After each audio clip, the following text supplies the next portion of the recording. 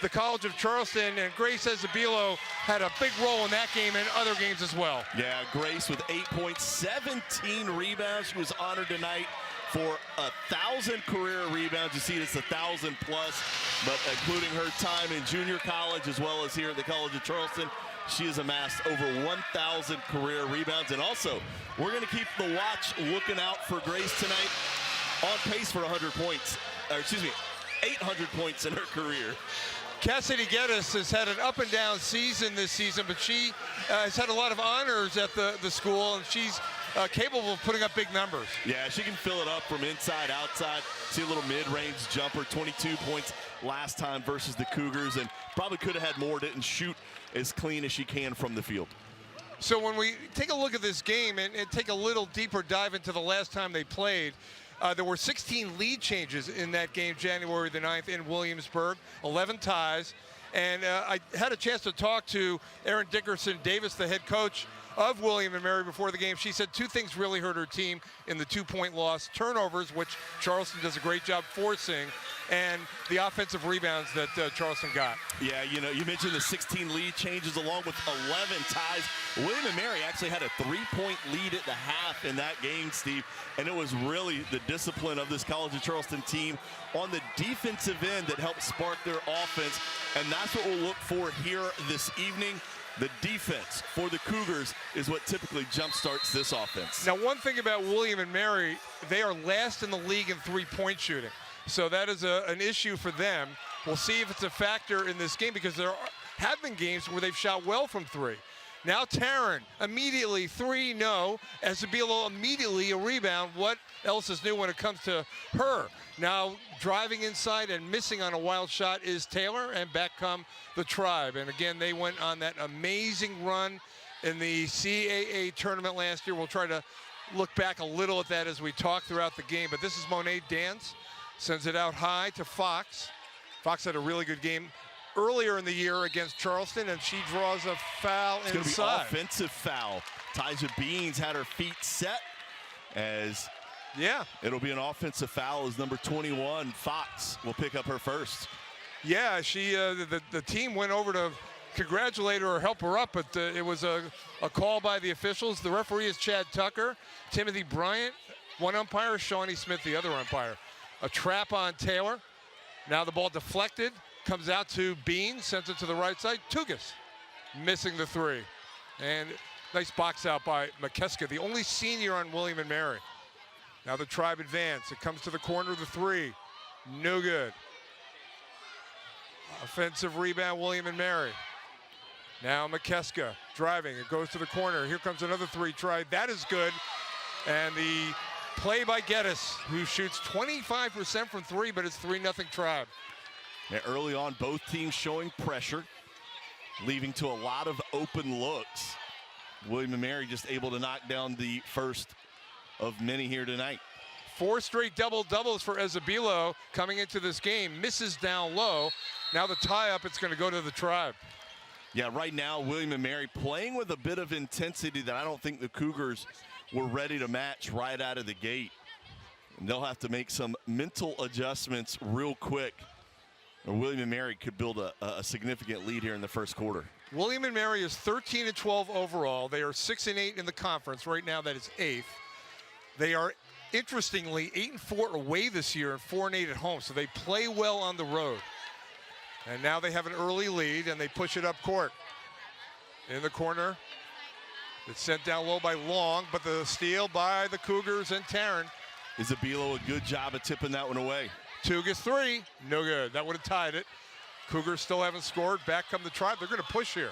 And this is McKeska sending it down low, block inside, but a foul on Charleston and Tugas. All ball up top by Tugas, but if we see on the replay, Tugas getting her with the body down low, and that'll lead to a 2-shot free throw.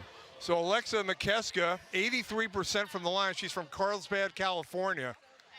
They were picked 6th, the Tribe, going into the season in the preseason poll. So they're around where people thought they would be. But again, they are the defending tournament champions as a 9 seed. They went on an incredible run to win the CAA last year, capped off by a great comeback victory against Campbell, led by Bella Nascimento, who had 33 and 11 in that game. Coach Dickerson Davis told me she predicted a double-double before the game, but an amazing run, capped off by that Campbell win. And then they won a game in the first 4 in the NCAAs. Now Tugas for Charleston, looking for points, scoring. First points of the game for the Cougars. That's good for Tugas there. She'd missed a couple deep threes, drive, get the mid-range pull-up, see the ball go through the hoop. Cougars can build on that. All right, with possession is Monet Dance. Now, on the sideline was McKeska. Ball will go back to the Cougars. It's 5-2. William and Mary started off this game 5-0. Yeah, Geddes not quite able to keep that heel in bounce as Isabella was closing out quickly. Taryn was 5 for 17 in the first game against William and Mary this year. Now flings it up off the glass, no good, and getting the rebound is Fox, who gets nearly 6 rebounds a game. Charleston with its pressure, but a foul on Charleston. And it's going to be on Taryn for reaching in. I thought they were going to call it on Grace, and I was going to be shocked because Grace got all ball on that one. That steal earlier by Taryn, her 58th of the year. Now McKeska. This is Geddes. Geddes just slammed hard into the stanchion of the goal there. Able to get up without any issue. That steal, by the way, that you mentioned, Steve, for Taryn, I believe that's number 200 in her career. I got to find the paperwork that says so. Another milestone, if that's true. We will double check. She's moved up to 8th on the scoring list. Yeah, it is number 200 on her career. All right, screen by Fox. Goes to the corner. McKeska's shot is no good. Good box out. And the rebound for Taylor, who will push. Behind the back she goes. Through the key. Charleston trails 5-2 early. Here's Tugas. Missing from the corner. Long rebound. Comes out to Marley Long. Right now, William and Mary letting the Cougars have the outside shot. Geddes missing. Fight for the rebound with Marley Long, and it's going to go to the Cougars. Right now, the Cougars a little bit of a slow start. Yeah, you are right, and we'll see some substitutions for William and Mary.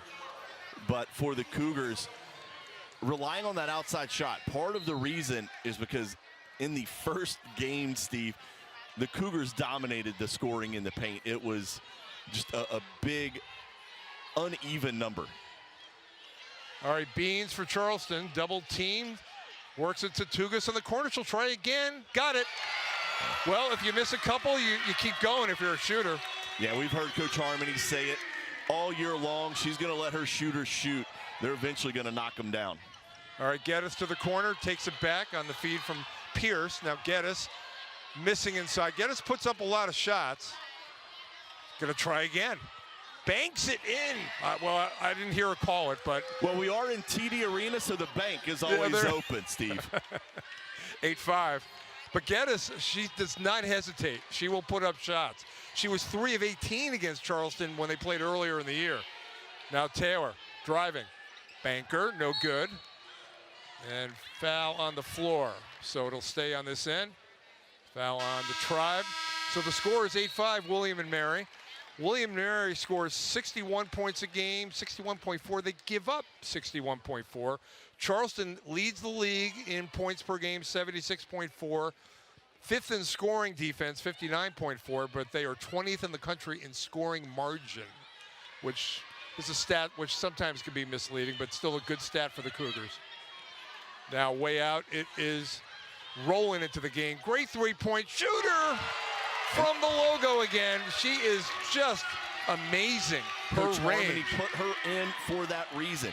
William and Mary had been collapsing in the middle, nobody able to get into the paint. Fine, I'll just put my best outside shooter, spot-up shooter in. But these aren't short shots she takes. No. Now Taryn off the turnover. Taryn blocked inside. That was an excellent play on the transition defense that time by Pierce. And back comes William and Mary. They push up court. McKeska Ball knocked out. It'll stay with William & Mary. So it's 8-8. But Rowland coming in, 37.8% three-point shooter. She's not listed in the stats in the CAA because she doesn't have enough attempts, but she would be #1 if they did. And we're going to go to break with the score 8-8. William & Mary got off to a good start, but a couple threes by Charleston. They're right back in it. We're back shortly on the Charleston Sports Network. Return to the field. Score the winning shot. Beat your personal record. Team up with MUSC Health Sports Medicine for all your sports-related injury care and rehabilitation. MUSC Health is the official sports medicine provider for your favorite local teams. From semi-pro athletes to weekend warriors, our sports medicine team provides state-of-the-art injury prevention, treatment, surgery, and rehabilitation for athletes of all ages. Go where the pros go. Schedule an appointment today.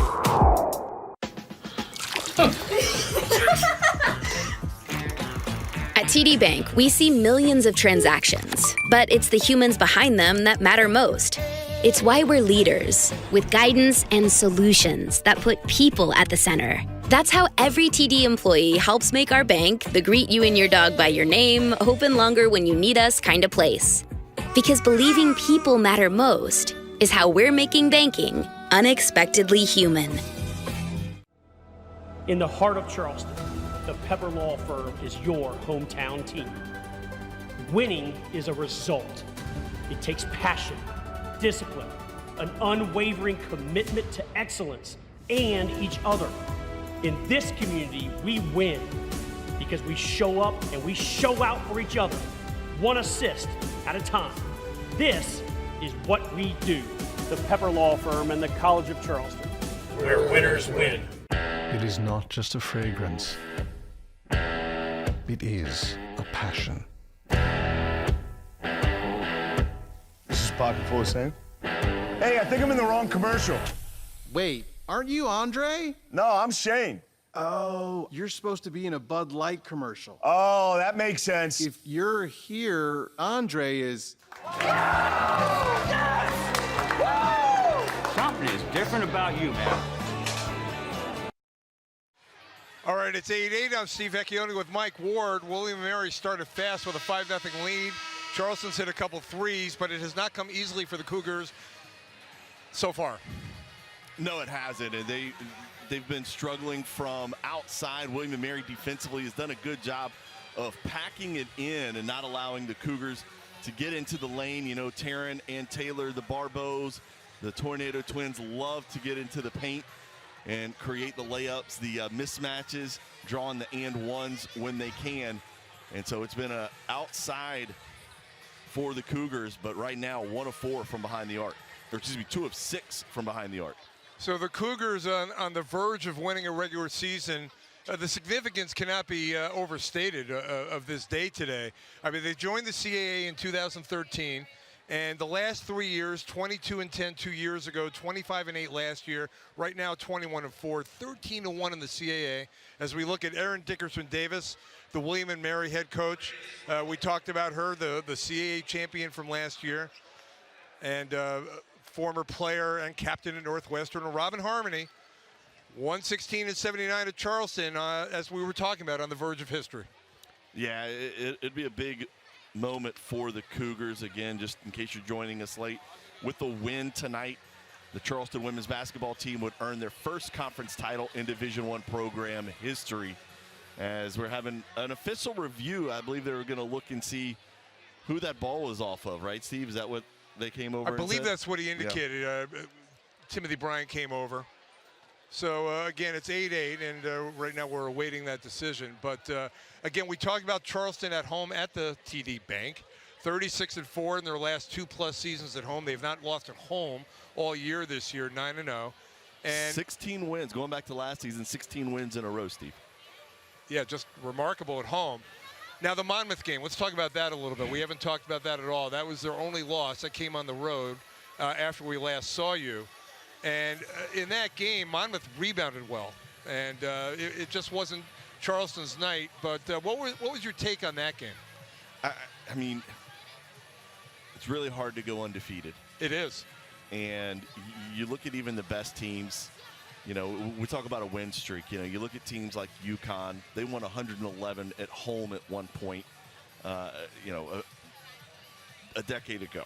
But when you look at runs like that, when you look at runs like what the College of Charleston had in CAA play prior to that loss, it's tough to accomplish that. So when you have one loss like that, and it's against the team that's currently in second place, right? Yep. So I think you're at their place. I think that's a tip of the hat. They played good defense, Monmouth. They out-rebounded Charleston. That's something that Charleston almost needs to do. And, Monmouth got the best of them that day. As we see the call is overturned, it'll be in favor of the Cougars. All right, after they took a look at it, it's 8-8. Charleston shot 3 of 16 from 3 against Monmouth, too, so they did not have a good shooting night that night. They normally, obviously, from 3, much better than that.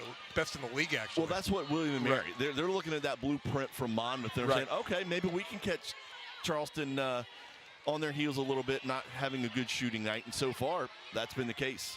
All right, Charleston looks for the lead. And driving inside, Beans puts it in, and Charleston has its first lead of the game. It's 10-8.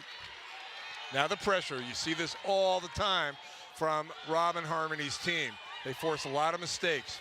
William & Mary does a good job breaking the pressure.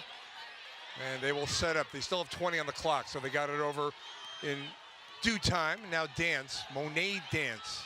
Working left, picked up by Isabel, now picked up again by Taylor. 10 on the shot clock now. Out high. William & Mary down 2. Dance sends it to the far side. That's Pierce. Driving banker spins in. 10-10. Under 4 to go in the first quarter. Now a little bit of pressure from the Tribe. Well, it's one of those things. Is that old adage, Steve? Teams that like to press don't like to be pressed. The difference for the Cougars is they don't mind it. It allows them to get moving and get your defense out of position, and they can get to the rack. But a good job by William & Mary to fall back out of that press. Now the 3, no good by Taryn. Isabella fighting. Beans came away with it. Beans a good rebounder as well, by the way. Beans gets nearly 5 rebounds a game. Now Taryn. One thing about Charleston, they see the press in practice a lot. Now rolling way out again. No good. Back rim miss. And the rebound for Dance. Dance is double teamed at the sideline and a tie up. And it's going to go to the Cougars. Right in front of us here, Taylor Barbeau, quick to point it out. It's going the other way. Coach Aaron, go ahead. I was just going to say what I loved about that. Isabella was trying to chase down the offensive rebound there, Steve, and she just kept moving and just picked up the on ball and started the trap and allowed for Taylor to come over, and that created the jump ball turnover. All right, the game is tied at 10. We're in the first quarter. Beans gets the step. Runner, no good, way off. Got it back, puts it up and in, and one. Beans did not hesitate. If they don't call the foul the first time, maybe they will the second time. She gets hammered on the way up there, gets her own miss, puts it back, the hoop and the harm, and she'll head to the line. All right, Beans is scoring at a rate of 11.1 a game, and she's a 78% free throw shooter. Has had some memorable games as a Cougar. The 8 steal game will never be forgotten. Yeah, that against was a crazy Northeastern. one. The big run she had against Hofstra at the end of that run at the end of the first regular season CAA game here on this floor. So she's had some big moments. 13-10 Cougars, first quarter. McKeska beats the trap. They send it ahead. That is Salmon into the game. Good off the bench, Salmon. Now the deep 3, no good, missing was Pierce. Ball went out, and it's going to stay with William & Mary, I believe, here. Salmon into the game. Tika Salmon averages nearly 9 a game, nearly 6 rebounds a game from Cairo, Egypt. Has had a string of great games at various points this year off the bench. Now McKeska does a lot of things for William & Mary. Here's Pierce. Sends it to the corner, and that eludes Geddes. Errant pass, Geddes couldn't get to it. That defense for the Cougars starting to tighten up. Put a little bit more pressure on William & Mary the last couple of possessions. Cougars first in the league in points per game, in field goal percentage, in three-point percentage, in free throw percentage, in rebound margin, and in steals per game. So the Cougars are very balanced and versatile. Now Taylor to Taja Beans. Back to Taylor. Gets a lot of assists. 15th in the country in assists per game.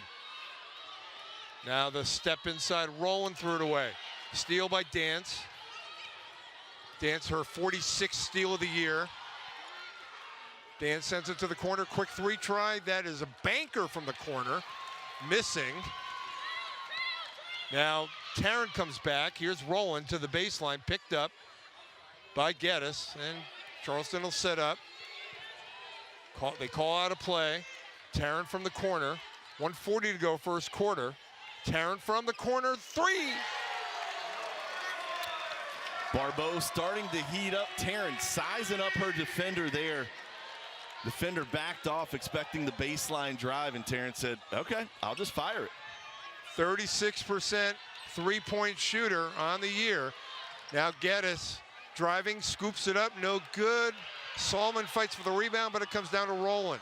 Ahead, here is Taylor pushing. Taylor, the handoff, Tarrant, three, no good, short.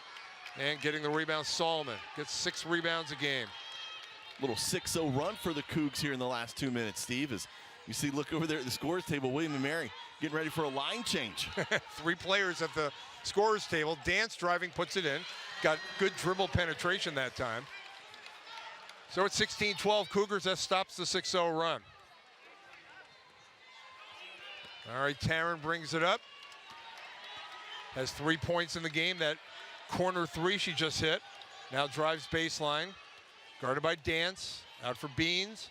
Beans into the paint. Sends it to the corner. Rowland almost took a three. Chose to pass it. Now Taylor flings it up. No. Follow. No. And it comes down to the hands of Solomon. And William and Mary can play for one.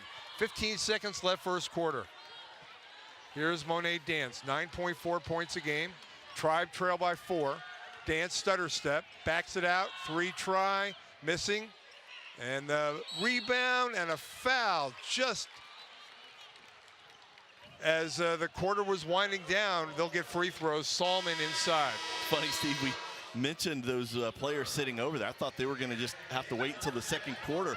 And I glanced up and I was like, man, only 5 fouls here in the first quarter between the two teams. And right away, there's a whistle, as if the refs are in my brain a little bit. But little bailout foul by the Cougars there. Solomon had a stretch this year. She had a game against American where she had 20 points in 24 minutes, 8 of 12. In the victory over Wake Forest, she had 17 points in the 67-64 win they had against Wake Forest. And against Stetson, she had 19 in the game. So she is capable of putting up big numbers. And by the way, both of these teams have beaten an ACC team this year. You are correct. And both. Well, that's the end of the quarter. Yeah, Rowland's not going to get that off. So Charleston had a 6-point lead after falling behind early, and they lead 16-13 after 1. I'm Steve Vecchione with Mike Ward, and we're back for the second quarter shortly on the Charleston Sports Network.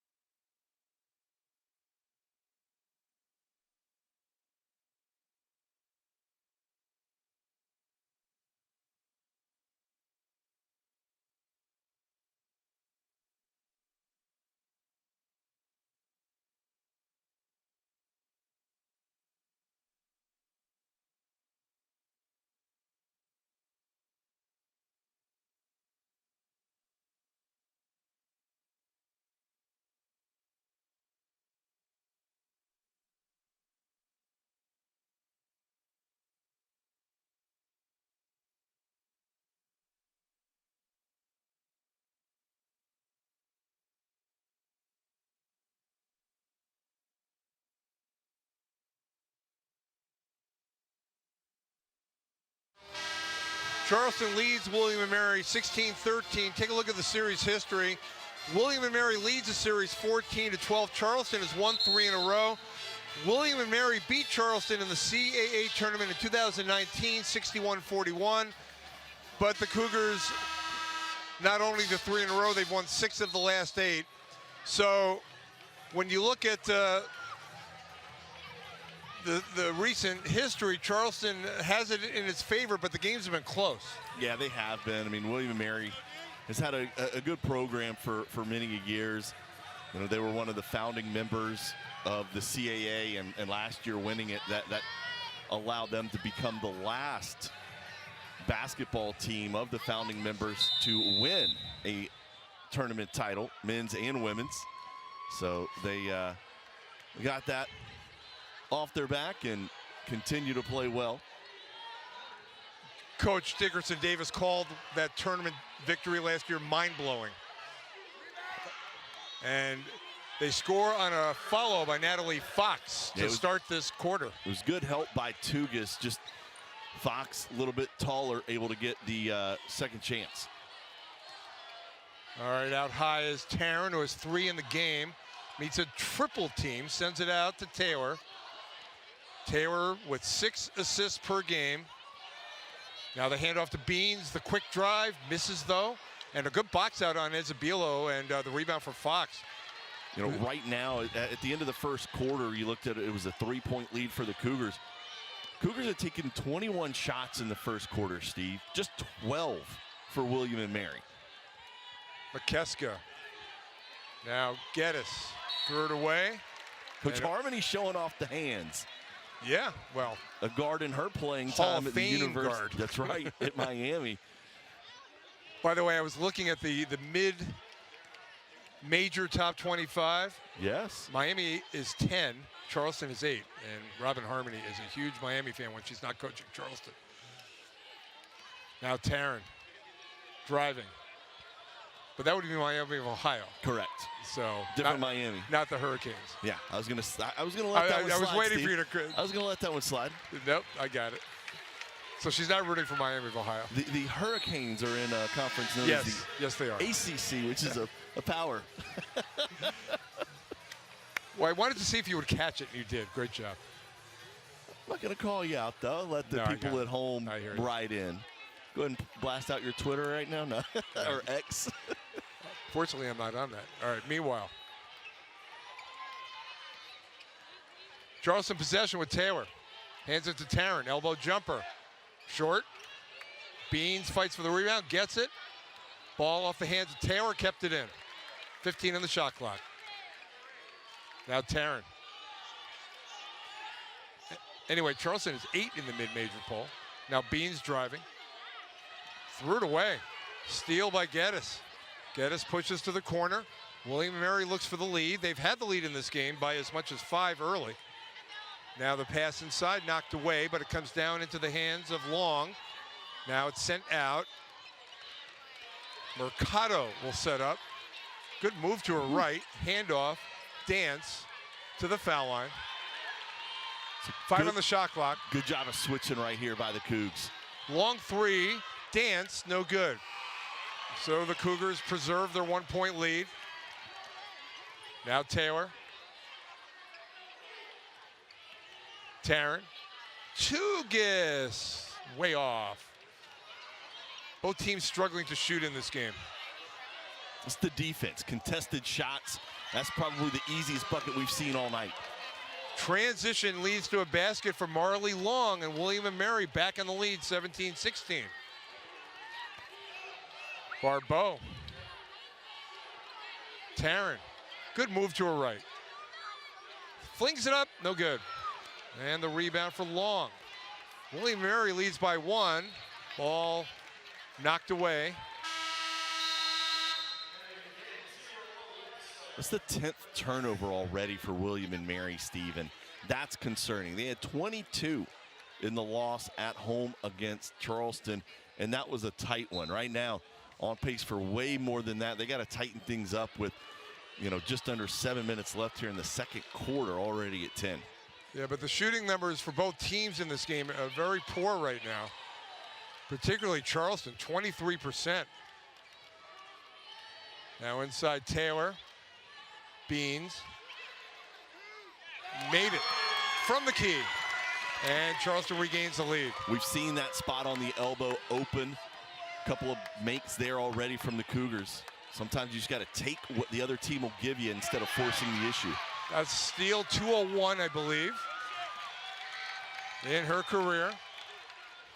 Now 3 missed by Taylor. Beans follows, puts it in. Beans everywhere on the court at all times. And Charleston, after falling behind by 1, it is now the Cougars by 3. We're back shortly on the Charleston Sports Network. What's with all the goats? GOAT. George's outstanding attorney team? After you've been injured in a car crash, call George Sink Injury Lawyers and get the GOAT on your side. Hurt? Call all 9s now. Need Charleston's plumbing experts? Call Charlie. Charlestown Plumbing is the Low Country's only in-house full-service plumbing company. That's why you can trust Charlie for projects from leaky faucets to pipe lining services. Plumbing emergency? No need to worry. You can call Charlie 24/7. When you call Charlie, you're guaranteed next-level professionalism with a splash of Southern charm. Call Charlie for swift, smooth, and reliable service today.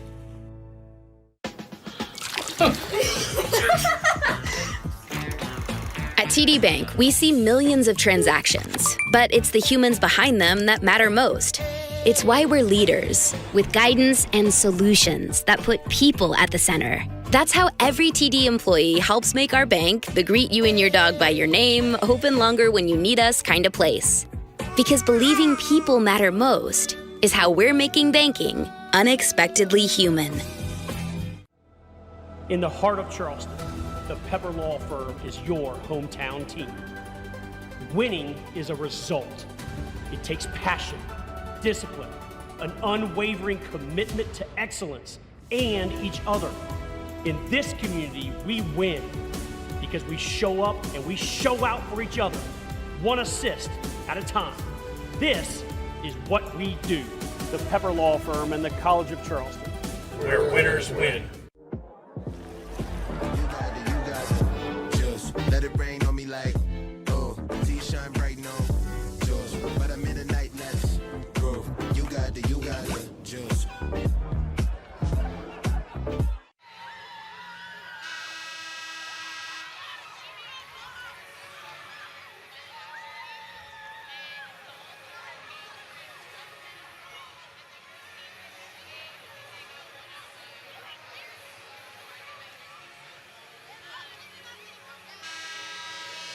All right, take a look at the CAA standings. Charleston, of course, trying to make history.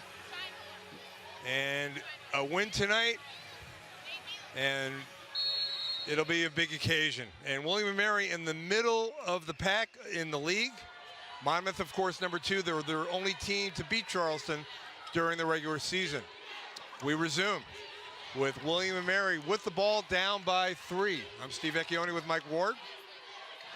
Solomon out high for the Tribe. McKeska spinning. Now McKeska, good defense. Taylor sends it out high for Mercado. Mercado sends it to the corner. Taryn got a hand on it, and shot clock expiration. Great defense by the Cougars. Once again, it wasn't a shot clock violation the last time, but they took a shot with like 2 seconds left.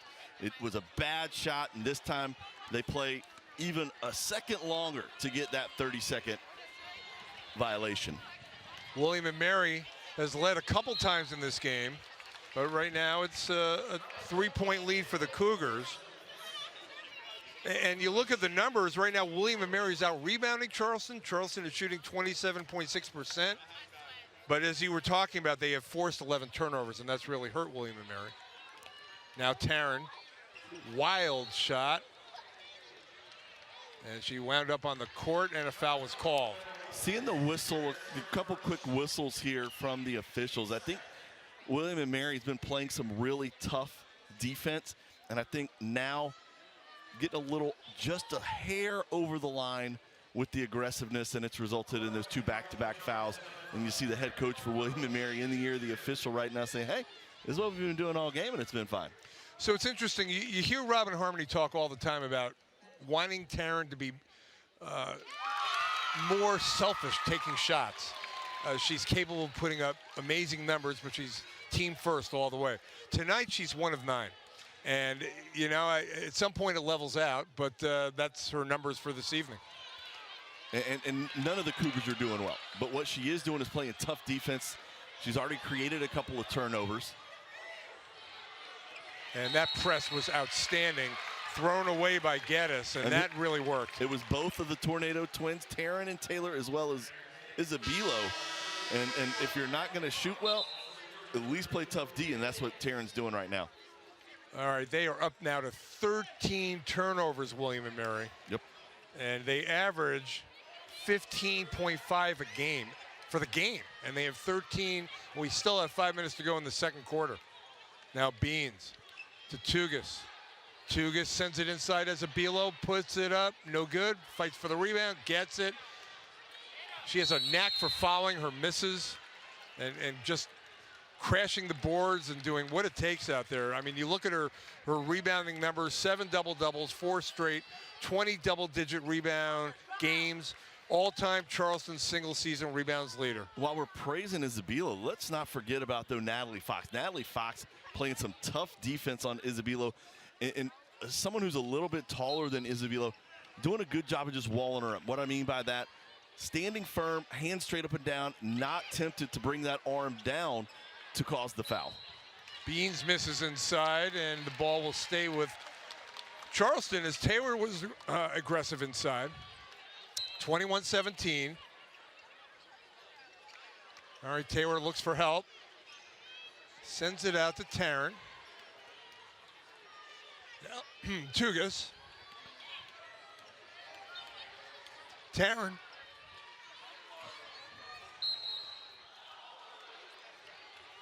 Foul inside. And she gets bailed out on a foul call right there, as that'll be the 3rd team foul, and it'll be just another inbound underneath for the Cougars. All right, Taylor will inbound the ball.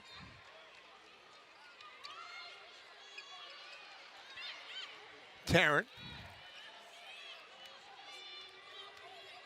15 on the shot clock. Cougars lead by 4. Beans takes the handoff. Aggressive defense by McKeska, but good hands, Geddes. Good defense, William & Mary. Right now, Charleston is just out of sorts. They're telegraphing their passes. William & Mary's watch tape. They know where the next pass is going to be, and they're jumping that passing lane, sometimes successfully, sometimes not for the Cougars. Little pump fake, swing it back the other way is probably what's due. Taryn missing. Points are hard to come by right now. Dan sends it up ahead. Look at Taryn, but Taryn called for a foul. She was there a little early, and because of that, she had to stutter step, and that caused her momentum to crash into the William & Mary player.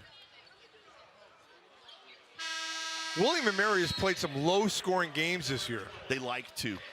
They really do, Steve. When you look at it, when they hold opponents under 60 points, I believe they only have 2 losses this season, if not less than that. I mean, their away loss to Campbell was a 45-43 game. Yeah.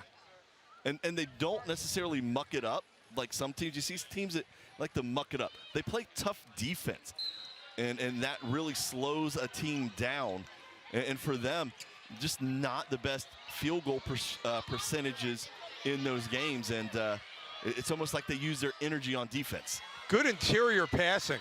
Fox sends it down low to Long. That was good passing in the lane. We saw them start Fox and Long tonight, and I said, I think they're going to try and go big to kind of counteract the speed of the College of Charleston. And if they can continue that interior passing, that could be a great recipe for the Tribe here tonight. All right, Beans guarded tightly by Dance. Now the deep 3, no good. Fight on the court. Possession arrow here favoring William and Mary. Once again, contested shots. William and Mary is not giving up on defense. They run at the shooter, they close out on drives, and they're not allowing the College of Charleston to get the shots they want. Right now, College of Charleston in no kind of rhythm offensively, even though they're leading by 2. Well, they only have 3 turnovers, the Cougars, in the game as compared to 13. They have forced a ton of turnovers, and that has kept them where they are, but it's been a struggle offensively. William and Mary can tie or take the lead on this possession. This is long. Now the pull-up from the elbow is good, and give that to Geddes. 13.5 a game. The game tied at 21. So it is not coming easily for the Cougars this evening. 3 minutes to go, second quarter. The drive by Taylor puts it in. Good penetration. 23-21. That time Taylor got her defender on the hip and kept driving. Count's already started. William and Mary trying to delay the inevitable of the inbound. Taylor with that last basket scores 12 points a game on average. Now McKeska sends it out high for Geddes. Winds up with McKeska. Through the lane, now the corner 3 for the lead. That is good. And that is Monet Dance, who is a 27% three-point shooter. The Tribe lead by 1 with 2:20 to go, second quarter. Yeah, Annalise Rowland, a little late closing out. The freshman out of Orlando has got to get on that slide of that wing a lot sooner. All right, Beans turning again, puts it up, bounces in, and the Cougars on a lead change. We take the lead, 25-24. Another contested shot, and Beans able to convert. All right, the drive inside, missing with the left hand is long. Ball went out of bounds, and it will go to the Cougars. With 1:51 to go in the second quarter, a low-scoring game. We might have a challenge here. The William and Mary players insisting that it went off of Tugas, and Taylor is asking for the ball, and before she can give it, they'll look William at it. Mary's going to take a look at the out of bounds. So you alluded, while they look at this, you alluded to this stat earlier. The Cougars have taken 15 more shots in this game. They are 10 for 35, shooting 29%. William and Mary is actually shooting 45%. So when you look at field goal percentages, as you watch the play inside here, and then judge for yourself who it's off here. But if you look at the field goal percentage numbers, you would think William and Mary would have a large lead, but it's really just only a 1-point game right now. So right here, it's a little bit blocked. Now, you might say it's off her leg, but watch the hand come in. That's the hand of number 21, Fox. So it's going to be up to the officials' discretion. Do they feel, because you don't literally see it on her leg, and so you can't assume that it's off of her leg because that hand comes into play right there from Fox. Well, the more I look at these, the less I envy the officials because some of these are just hard to tell. And when it goes longer, then you wonder, should they be looking at it at all, to be honest? Well, I think a lot of times it's a matter of, hey, we're trying to find a different angle. We're trying to find a point in which we can stop it and definitively say, because to overturn it, it has to be definitive, right, Steve? Yeah. And so, if you're unsure, you bring in the other official, you get their opinion, and thankfully with 3 officials, you hopefully should get a one side versus the other, right? Can't get a tie. I guess what I'm saying is I can look at these like over and over, and half the time I can't even tell watching on television or like now. So they have a tough job with this, and it definitely slows the game down when these take a long time, no doubt about that. It does, and right now I honestly think that favors the College of Charleston. Coach Harmony, as well as Associate Head Coach Randy Snyder, able to coach this team up, talk about their offensive sets. You mentioned 15 more shots, but they're just leading by 1. And able to catch a breather, too, with 1:51 left.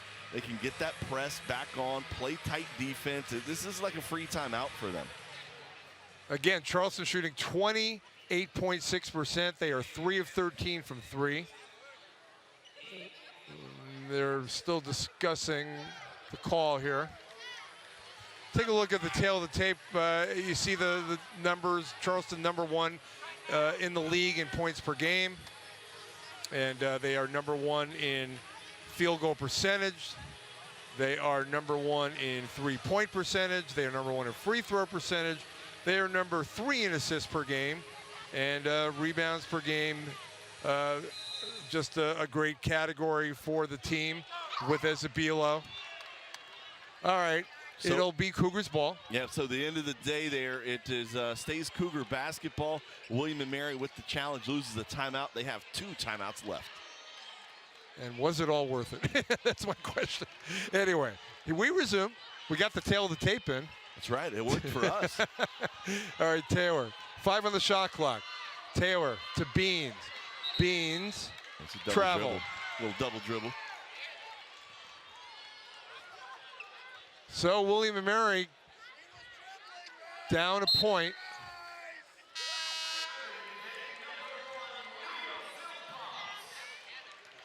Philpott's checking in for Charleston. Just the second sub for the Cougars here in the first half, Steven. I can't say I don't mind it. You look at Taylor Barbeau, 1 for 5. She's got 2 rebounds, 2 assists, and no turnovers, but maybe a little different energy can help the Cougars out offensively. All right, McKeska to the baseline. Sends it out. This is for the lead, but no good on the attempt by Long. 58 seconds left before halftime. Now Philpotts averages 4 points a game. Taryn 3. Foul. So that'll be 3 free throws. And well, when she goes to the line, 87.8 for the year, 101 for 115 on the season. And 3 free throws to maybe extend the lead here for the Cougars. Yeah, another late closeout for William & Mary. As first time into the game for number 12, Solomon, the 6'3" junior out of Egypt. Just got over there a little bit too late. All right, so Taryn, you don't want to say practically automatic, but just really good at the foul line. Yeah. And 3 for 3, and that extends the lead to 4. Charleston's biggest lead in the game has been 6. William & Mary is led by as much as 5. 50 seconds to go in the second quarter. McKeska sends it ahead. Geddes along the baseline, leaves it inside. Solomon, nice job. Good penetration by Geddes. So it is 28-26. 35 seconds left in the first half. Charleston by 2. Philpotts out to Taryn. Taryn has 3 free throws from the previous possession. Now Ezebilo inside, layup missed. Ezebilo reaching, ball went out, going to William & Mary. Got to have those makes there from Easy E. So far, 0 for 2. Has secured 4 rebounds. I said it before today's game. I think a double-double from her. Definitely the offense is going to need to be present from her today. All right, the Tribe are down 2. There's 11 seconds left in the second quarter. Here's Dance. Dance gets a screen. Now sends it out high. High-low action. Back to Fox it went, but the ball knocked out of bounds. William & Mary couldn't get a shot off, and this is a low-scoring game. It's a tight game, just like the first game was a tight game between these teams when Charleston won by 2. Charleston leads William & Mary 28-26. I'm Steve Vecchione with Mike Ward. We're back for a halftime activity from TD Bank on what is potentially a historic night for the Cougars. We'll have the second half shortly, but halftime is next when we come back on the Charleston Sports Network.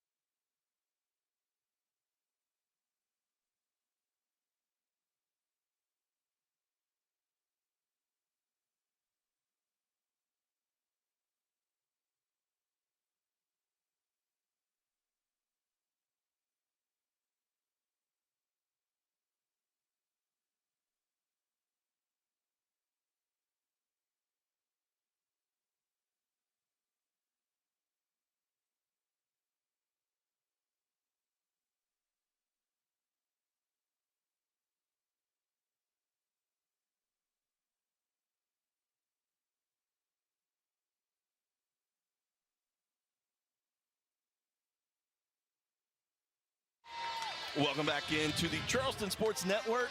Cougar fans ages 12 and under can register today for the Cougar Kids Club. A little late in the season for basketball, but guess what? Things heating up over at Patriots Point. Free admission to all Cougar Kids Club members all season long at Patriots Point. Also, some special giveaways for the kiddos later in the season. Again, go to cfcsports.com and sign your kid up today. Take a look at highlights from the first half, and it was not a pretty offensive first half, Mike. No, it wasn't. Neither team shooting particularly well, but it worked out for the Cougars as leading by 2. A lot of that has to do with the fact that they shot the ball significantly more times than William and Mary. For the College of Charleston, they put up 36 shots, just 22 shots for William and Mary. You saw a couple early shots by Tuga. She got Charleston going after William and Mary got off to a 5-0 lead. And the game has kind of gone back and forth. We've had 5 lead changes. The game has been tied 4 times. And this is mirroring what happened in Williamsburg early in the year when there were 11 ties and 16 lead changes. Yeah, you're correct. And it was a 3-point lead for William and Mary at the half in that one today, a 2-point lead for the College of Charleston. And it's been a little messy. You mentioned William and Mary utilizing some of their big players in the lane. That's been effective in the game. It has. You look at the points in the paint, and for William and Mary, just 2 more points in the paint as the College of Charleston has tried driving their way to the bucket. But for William and Mary, I like that high-low post that they were working there near the end of the second quarter. I think that could be beneficial for them in the second half. All right, you see the score. Charleston leading at halftime, 28-26. I'm Steve Vecchione with Mike Ward. We are back for more at halftime from TD Bank on a Friday night in the beautiful city of Charleston, South Carolina. Back shortly. Hendrick. Getting cash for your car is as easy as 1, 2, 3 with Hendrick Buys Cars. Step 1, visit HendrickBuysCars.com. Enter your license plate number or VIN. Step 2, answer some simple questions and receive a cash offer in seconds. Step 3, claim your offer and you're good to go. It's the easy way to sell your car fast. We'll even come and pick it up. Get cash for your car now and you don't have to buy one of ours. Learn more at HendrickBuysCars.com. Need Charleston's plumbing experts? Call Charlie. Charlestown Plumbing is the Lone Country's only in-house full-service plumbing company. That's why you can trust Charlie for projects from leaky faucets to pipe lining services. Plumbing emergency? No need to worry. You can call Charlie 24/7. When you call Charlie, you're guaranteed next-level professionalism with a splash of Southern charm. Call Charlie for swift, smooth, and reliable service today.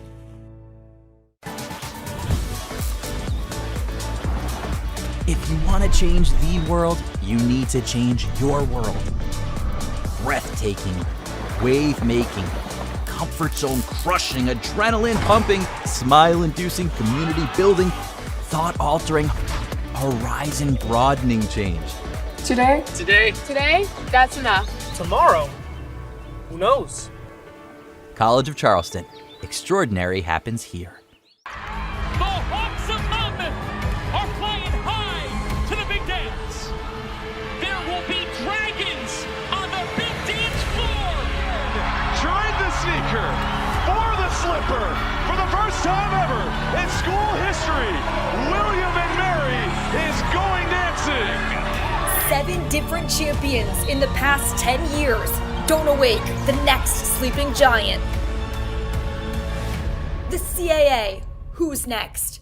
Return to the field. Score the winning shot. Beat your personal record. Team up with MUSC Health Sports Medicine for all your sports-related injury care and rehabilitation. MUSC Health is the official sports medicine provider for your favorite local teams. From semi-pro athletes to weekend warriors, our sports medicine team provides state-of-the-art injury prevention, treatment, surgery, and rehabilitation for athletes of all ages. Go where the pros go. Schedule an appointment today.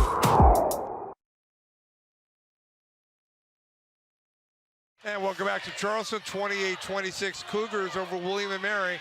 A tight defensive battle.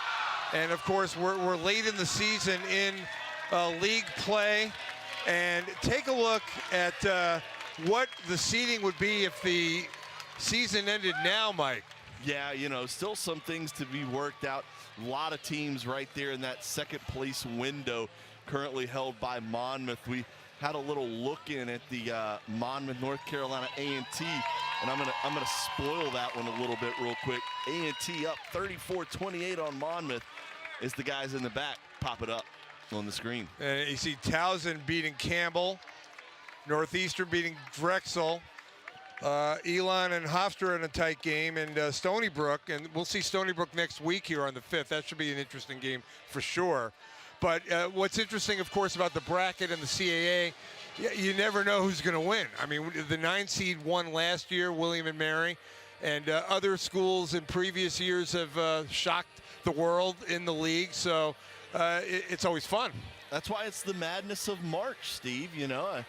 And it's why everybody turns their TVs on, takes days off of work, or calls in sick, if you will, and you know, they sit at home and watch all these conference tournaments because it's some of the best sports going on in town. Now Charleston, presumably going in as a 1, it would be quite the feat if they could win the tournament, but it won't be easy. No, it won't, and I can't remember the last time the CAA had a regular season and tournament champion in the same season.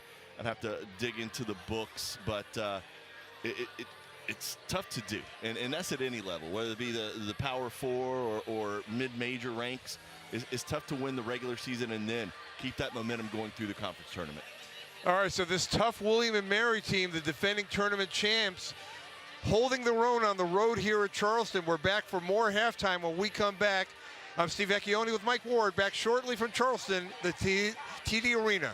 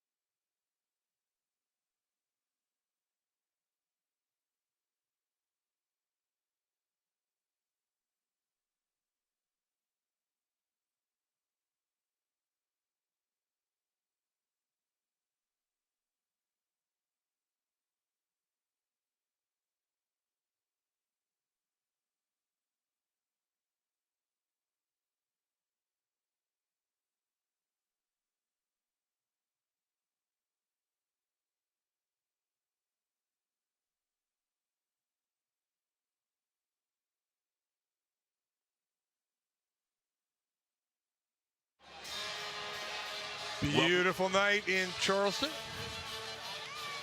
28-26 Cougars. Well, we got a second, Steve. Let's talk about the Star Fund, the new athletic giving initiative that allows the college to share athletic revenue directly with student athletes, enhancing recruitment, retention, and overall competitiveness, while also supporting the expansion of scholarships. The Star Fund offers a powerful way for donors to invest in the sustained success of Cougar student athletes, helping take the program to the next level and creating a true competitive advantage. Support the Star Fund today by visiting cfcsports.com. All right, take a look at the halftime stats.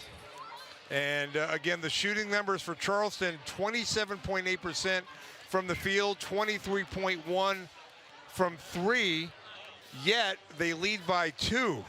Yeah, and look at the bottom number, and that maybe explains part of why that's happening. I'm still trying to figure it out, Steve, because when you look at the numbers, you know, with that many turnovers and that few turnovers, the first thing you're going to look at, right, points from turnovers, right? And there it is. William & Mary, 0 points off of turnovers. College of Charleston with 10 points off of those 13 turnovers. And for the Cougars, that is why they have this 2-point lead. And they are out rebounding Charleston, William & Mary, and Charleston, of course, an excellent rebounding team. So William & Mary is a tough team to figure out. One thing they are is young. They only have one senior. We talked about that. And, of course, they lost an outstanding player to graduation, Bella Nascimento, who was spectacular last year in the postseason. But, I mean, they have good games and they shoot well at certain times. And the last game they played was kind of representative, I think, of how their season has gone at times this year. They led Drexel by 9 at the half and then lost the game with a 40-29 Drexel second half. Deja Evans with the winning shot with 7 seconds to go. So up and down William & Mary, and that's kind of how this first half has gone for them.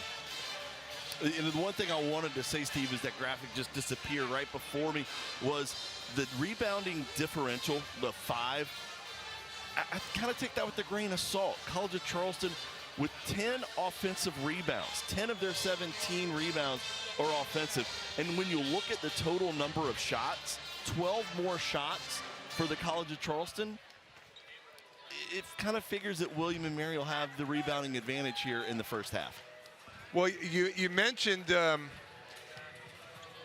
offensive rebounds for Charleston. That was the issue for Aaron Dickerson Davis in the first game, all the Charleston offensive rebounds, and it's been an issue today.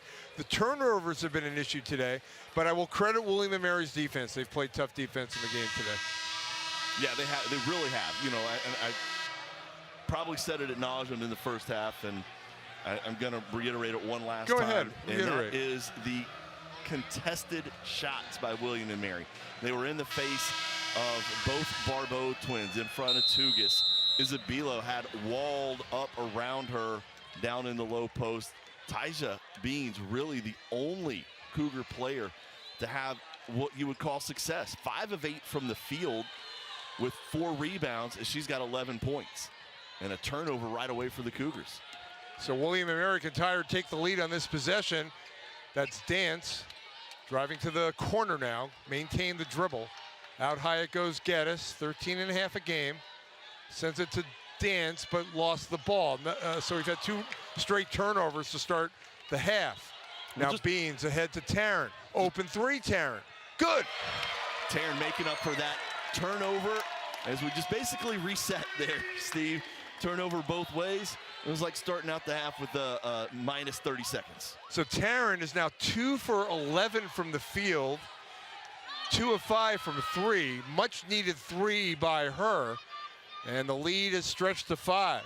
Now pulling up and shooting and scoring, rattling in for Geddes. 31-28. Nice mid-range pull-up for Geddes. That's in her wheelhouse. All right, Taylor. Let's see if the offenses pick up a little in this game. Beans at the corner, stutter step, sends it to the corner for Taryn, who just hit a 3. Now Taryn working left, out to Taylor, 10 on the shot clock. Cougars lead by 3, early third quarter. Taylor creates space but commits an offensive foul with the elbow. Yeah, we saw it from our angle, and the official Tim Bryant right there as well to see her push off. You talked about the offense heating up. You know, in that slightly. Well, hopefully. In that last game for the Cougars against, what was that, Towson, you know, it wasn't a really good start for the Cougars, and they used a big second half as Fan gets a souvenir, as that's a turnover. But, you know, it was 36 points for Taryn Barbeau in that contest, Steve. And, yeah, you know, that's the most points scored by a CAA player all season long. And she shot 50% for the game, 11 for 22. All right, Cougars got the ball back off the turnover by McKeska. Now Tuga's turnaround is good. That was a nice move. Haven't seen that move a lot, but beautifully done. We saw her hit a little mid-range early. It got the Cougars on the board, and now the press, and that'll be a 5-second call. So another William & Mary turnover, and it is really starting to add up for William & Mary on the turnover front, as that is their 16th turnover. Yeah, already 3 here in the second half, as they had 13 in the first. Taryn driving, banks it, no good, and Fox fought for the rebound. It was knocked away from her, came down to Tugas, puts it up, deflected. Ezebilo came away with it, sends it to Taryn, open, 3, no good, short, wide, that was off.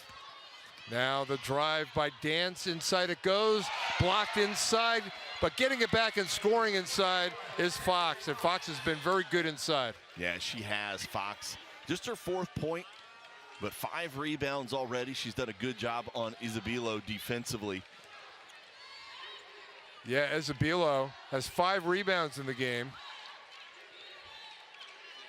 Now the pass inside to Ezebilo, and she's fouled inside. I was going to say she has not scored 2, and she'll get a chance here. Well, that was smart by Ezebilo there, as they were fronting with Fox, as you see the block, but Fox recovering, getting the putback. Grace kind of, instead of trying to get around Fox, kind of backed up, and it was a good look from Taylor Barbeau, and the help was late by McKiska. But you have to say that they've done a pretty good job neutralizing Ezebilo in the game overall. Offensively, they have, without a doubt. You know, the 17 rebounds last game, she's going to have to pack in some boards here in the second half, as she averages, what is it, 12 per contest, sitting at 5 right now. 12.4, 6th in the country. Made 1 free throw, 34-30. All right, Geddes got it across. William & Mary really needs to take care of the ball better than they have, and again, they turn it over, I believe. I believe the call by Chad Tucker talking to Tim Bryant. Let's see they're who's going to leave it with William & Mary. Yeah, I thought I saw it differently, but they were closer. So it'll stay with William & Mary. Again, they have, just updating here now, 17 turnovers, the last click on the internet here. 17 turnovers. Now Geddes. Pass goes down low to Fox, double team, puts it up. Nice job with the right hand. And that's what Fox has been able to do that Grace hasn't been down low. The double team came from Grace on the weak side, but Fox had already established her position. All she had to do was go up quick with the baby hook. Tugas open 3, good! Big 3, that extends the lead to 5 here in the 3rd quarter. Second 3 for Tugas, and if the Cougars can start knocking down the 3s, it'll be a tough road to hoe for William & Mary. Dance. A lot of speed from Dance. Now Pierce, the runner, no good. Ezebilo was down there. Who's it off? It's off of... It'll be off Fox. It'll be Cougar basketball. All right. Like Ezebilo getting a little breather here. Cougars going to go a little bit smaller. Marissa Brown into the lineup. Offers a little bit more quickness down in the low post. Ezebilo leaves with a point and 5 rebounds. Yeah, Brown won't be as quick to the boards or as tall to the boards, but definitely can provide a little rest and spark. All right, Beans. Pulls up, Tugas inside, shovels it, Brown turns, back to Tugas. 8 on the shot clock. Cougars lead by 5. Taryn, good feed inside, Brown misses though. And back come the Tribe. Dance, double teamed in the corner. Trying to avoid those traps, William & Mary, but it's been a problem. Yeah, Cougars are quick to trap. If you get anywhere near a boundary, all of a sudden you're going to find yourself with 2 Cougars right on top of you. Ooh, she almost steps out before she releases the ball there. All right, in it comes. Salmon lost the ball, and it's going to go to the Cougars. Yeah, Salmon stepped through, and it was a good job stepping through the double team, but the Cougars just stood tall. And Salmon losing her balance and losing the ball out of bounds as well. All right, the Cougars have matched their largest lead of the game, and this is their largest lead of the game after that play inside. And the Cougars up 7. Yeah, Taylor Barbeau, after a quick breather on the bench, comes back, provide the spark to get the Cougars going here. Salmon lost the ball, and it's going to go to the Cougars. So William & Mary struggling offensively, and the Cougars, with their biggest lead of the game, 7, trying to make history tonight here at TD Arena. We are back shortly on the Charleston Sports Network.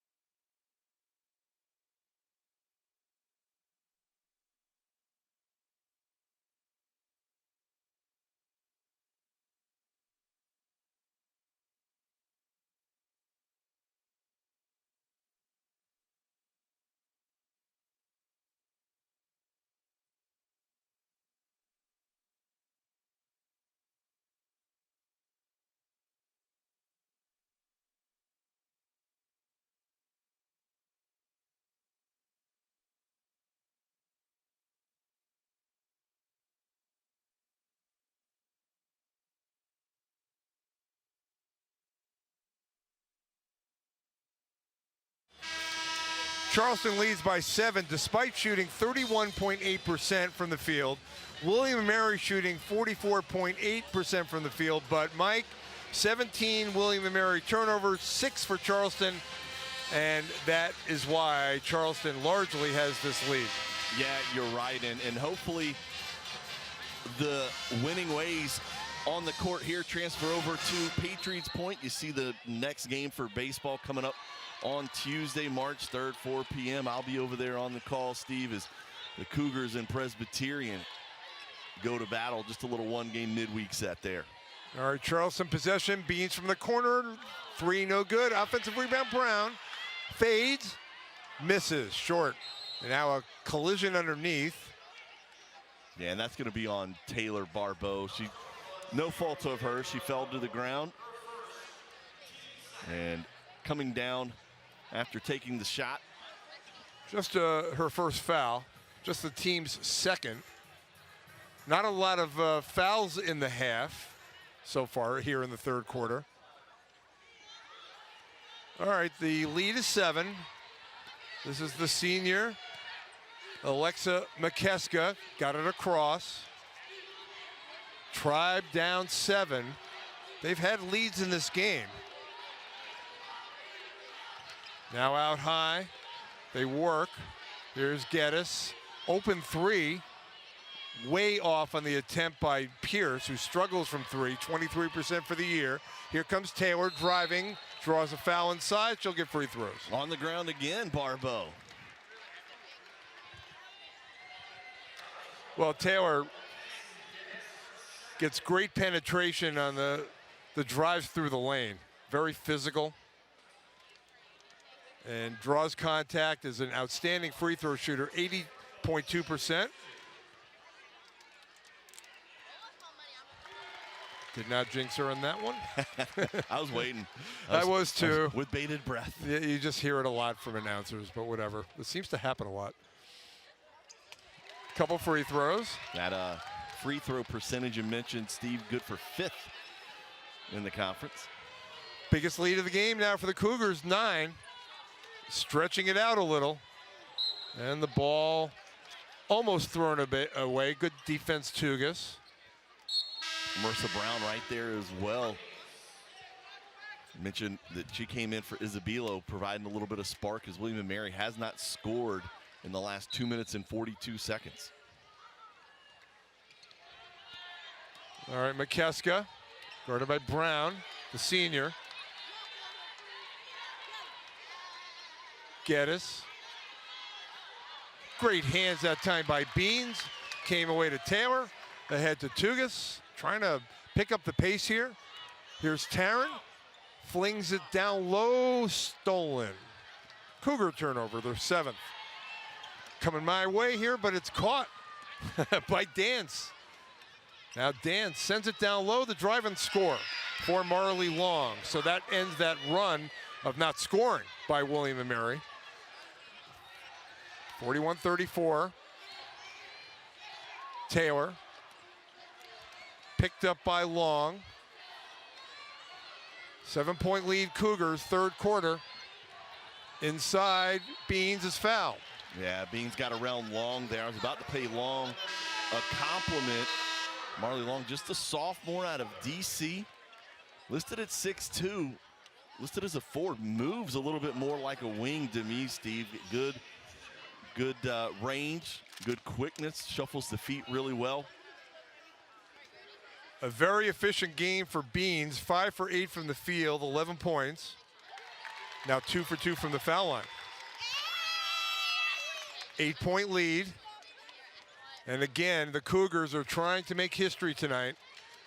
They have never won the CAA in the regular season or the tournament. Joined the league in 2013. Well, any of their Division I conferences, in the Southern Conference prior to that. So this would be a big-time occasion if they get this win tonight.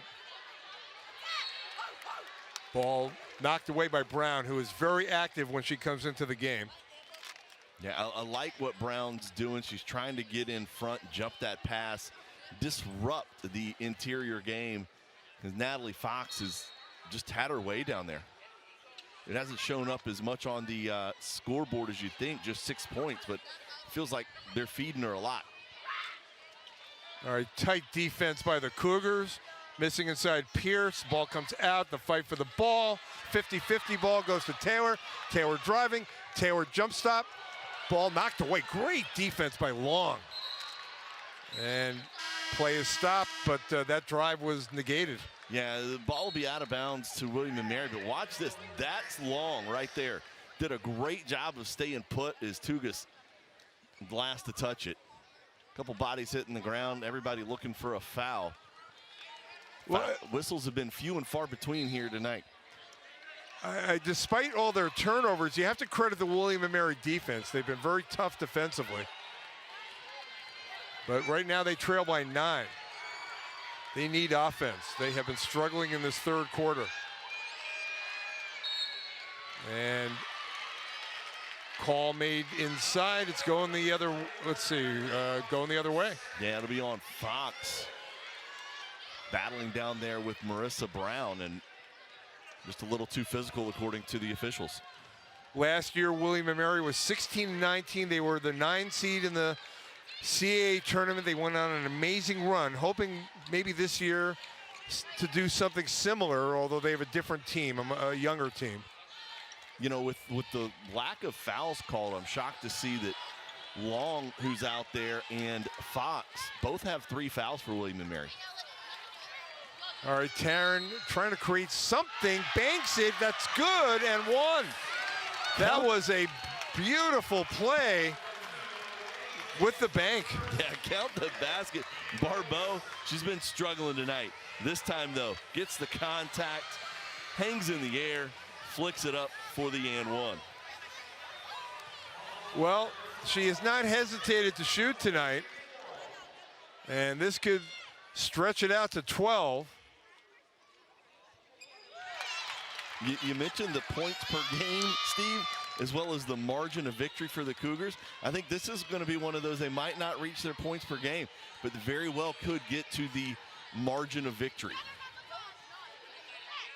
And they lead by 12 now, and again, they are plus 17 in margin of victory on average. And again, the way this third quarter has gone, it's been all Charleston in this third quarter. The score at halftime was 28-26 Charleston. But since we resumed play in the third quarter, they have done a nice job outscoring William and Mary. Yeah, Cougs on a little by 10. Yeah, a little 12-2 run. Yep, you did the math. As I just shouted out the numbers. I'm not going to do the math. We did it together. We did it together. Another free throw. Couple misses. But getting the rebound on the court was long. Now the three missing. Dance. William and Mary just is struggling with only 2 points in this quarter.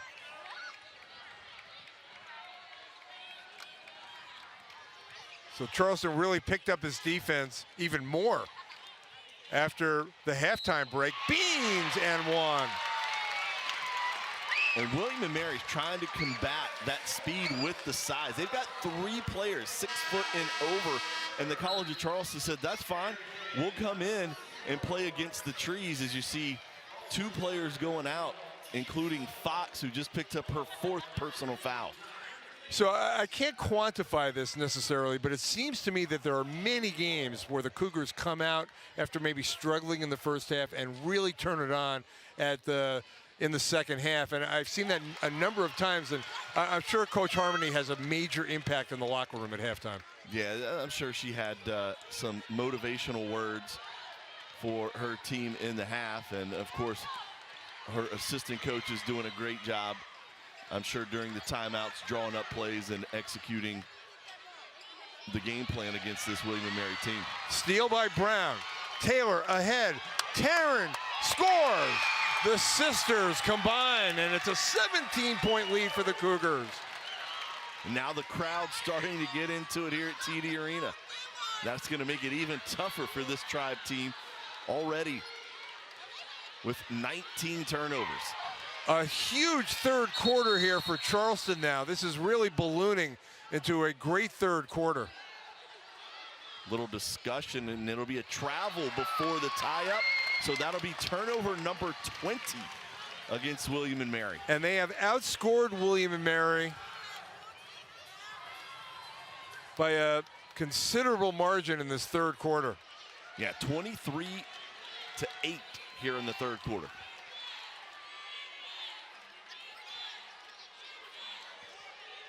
.24 seconds left in the third quarter. Cougars, there's 5 seconds separating game and shot clock. All right, the drive inside, missing Taryn, foul on the floor. And foul on William and Mary. I mentioned we hadn't had a lot of fouls, and all of a sudden they've started piling up here at the end of the third quarter, Steve. I think, what was that, a minute and a half ago I said that? Yeah. So 8 points for William and Mary in this third quarter, but Marissa Brown at the line for 2. They can extend the lead to 19 if she makes both. Missed the first one, though. Last year, Charleston was 25-8 overall. They lost twice at home, but they haven't lost at home this year. They're 9-0 at home, looking to go 37-4 in the last 2+ seasons at home. Coach Harmony talked about at previous stops, she has emphasized the home court advantage, and they definitely have that here. Now the 3, McKeska, missing. Offensive rebound, missed inside on the follow just before the horn went off. Salman missing. A great third quarter for the Cougars, outscoring William & Mary 24-8. They lead 52-34 after 3. I'm Steve Vecchione with Mike Ward. Charleston making history here in the CAA. Back shortly for the fourth quarter.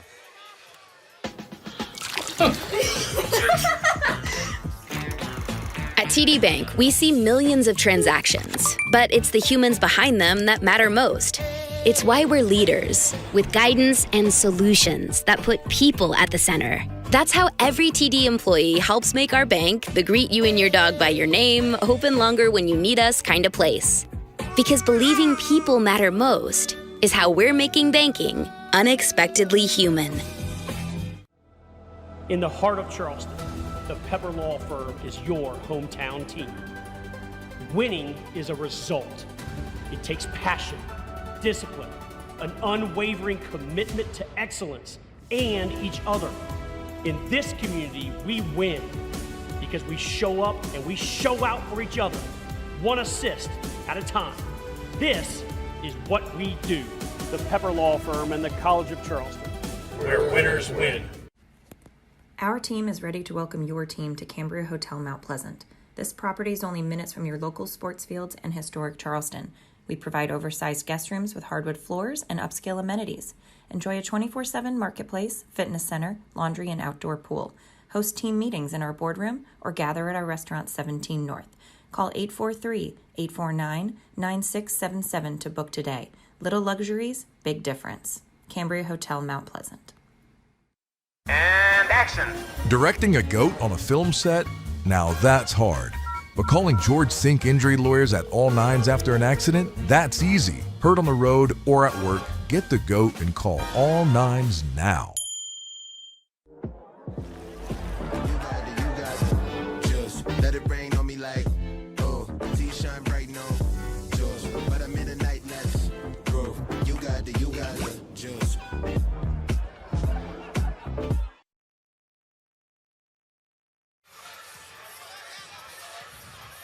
All right, take a look. We showed you this earlier. Take a look again. If the season ended today, this is what the CAA Credit One Union One Women's Basketball Championship would look like. Yeah, you know, there's still some work to be done.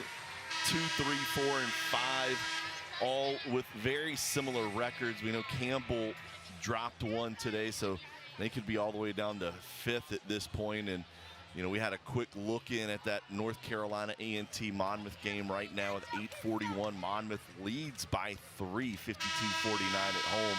So the Cougars, if they take care of business here tonight, though, Steve, they don't have to so much worry about that Monmouth game, but it would make the difference between clinching a share tonight and clinching an outright championship here tonight. Depending on what Monmouth does, correct, assuming the Cougars win. All right, we resume. Early fourth quarter, all Charleston right now, leading by 18. William & Mary possession, now into the game, taking the shot and missing Le Goulon. Sophia Le Goulon. Now another three try, that is good from the corner. And scoring from deep in the corner, that is Dance. 52-37. I don't know that William & Mary needs to fire him up at will right now, but working that time for him. Good setup by Taylor, but missing Beans, who leads Charleston in scoring.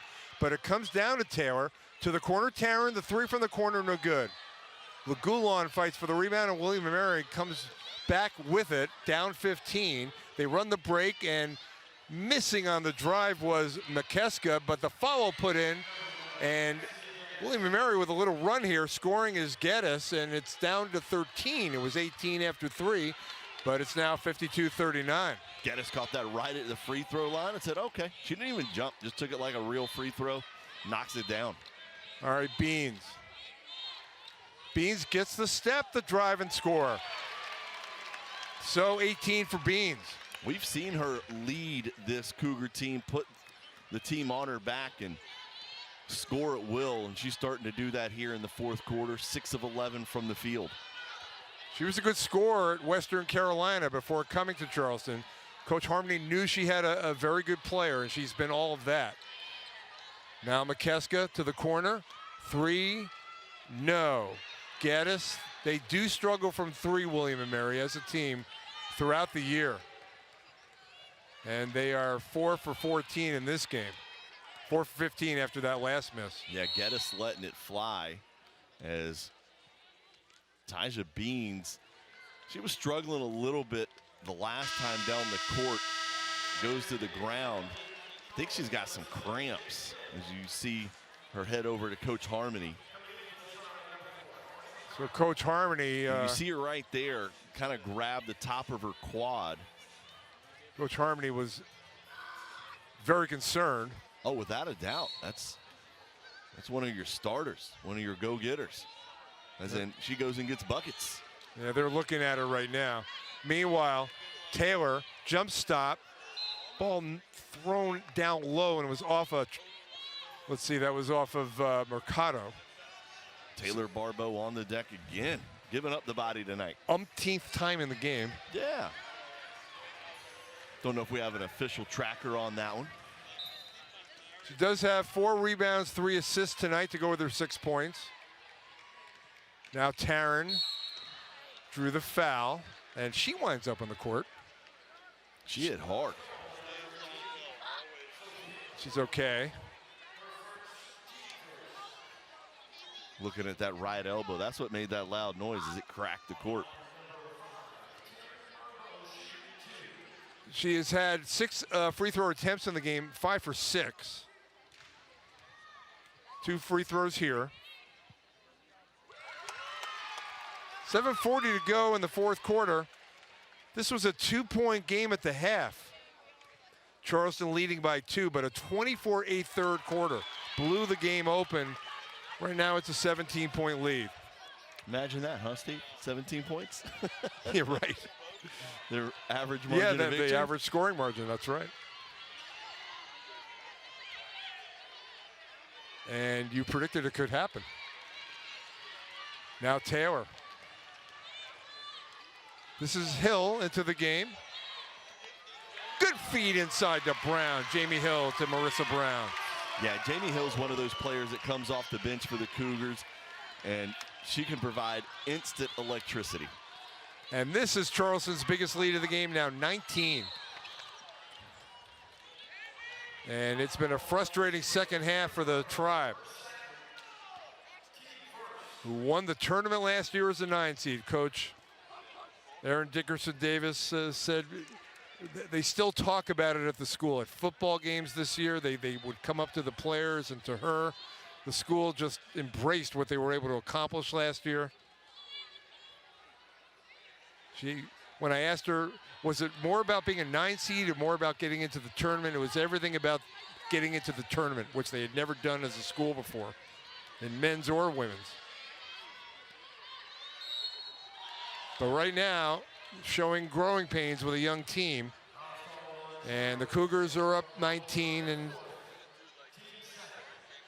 it'll be the 4th on Taylor Barbeau. 4th on Taylor. You know, and you keep mentioning the run that William and Mary had, which was wonderful and an amazing run. And, you know, definitely something to hang your hat on. But I think going forward, Steve, the story is going to be this College of Charleston team this season is with currently just the 1 loss in conference play. They still have a few more games left on the schedule. If they can make a run at the CAA tournament in Washington, D.C., are they going to be talked about as the team that was the most complete in a long time here in the CAA? All right, missing inside is Bassett.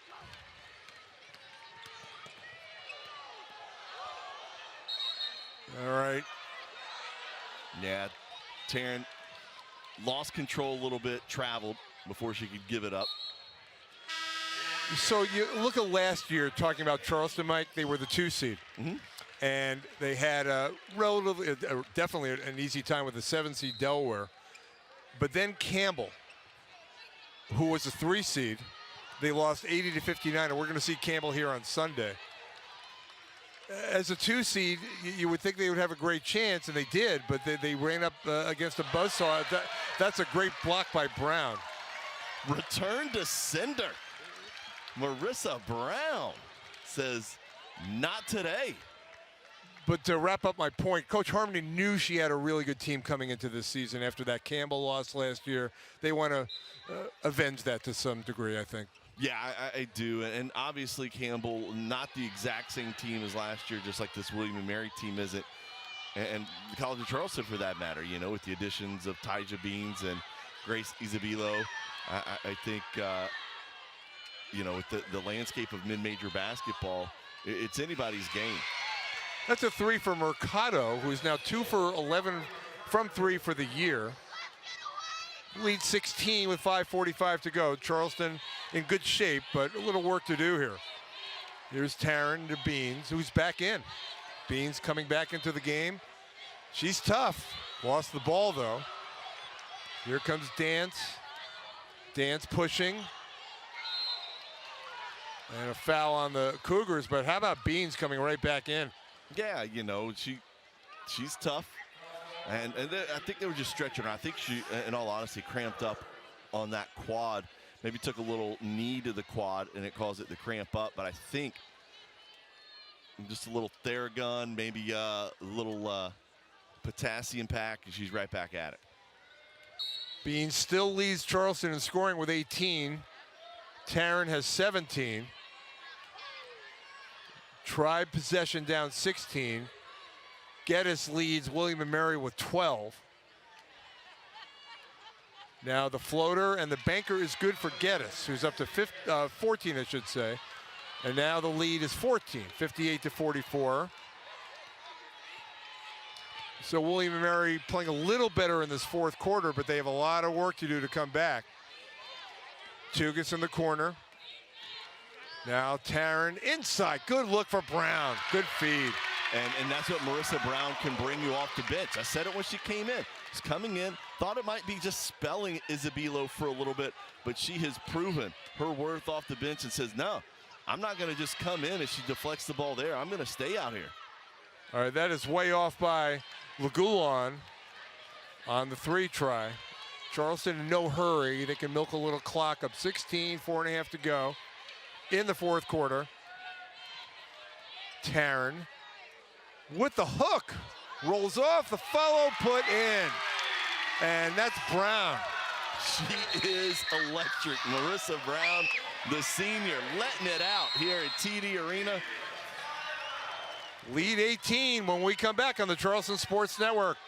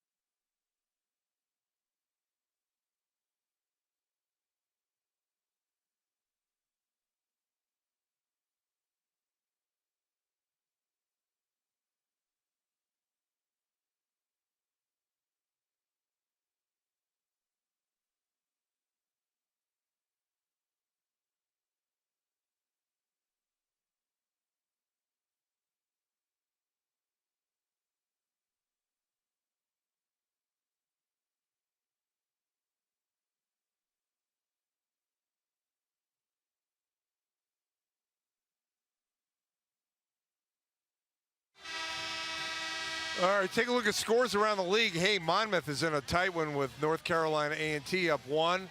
You see Towson having beaten Campbell, Northeastern over Drexel. Elon beat Hofstra, and Stony Brook beat Hampton. But the score that we're watching right now, Mike, is Monmouth. You are correct. That's just a 1-point contest with a little bit more time to go than here. But the outcome here should, in theory, be done before that one. But we will see how that one pans out. And with a win and a Monmouth loss, Charleston would secure first place in the CAA regular season title. All right, we're going to see Campbell on Sunday. They lost today. They're now 17-11 and 10-5 in the league. If Charleston wins this game, and they're in pretty good shape, they will go 14-1 in conference. It's a pretty good place to be.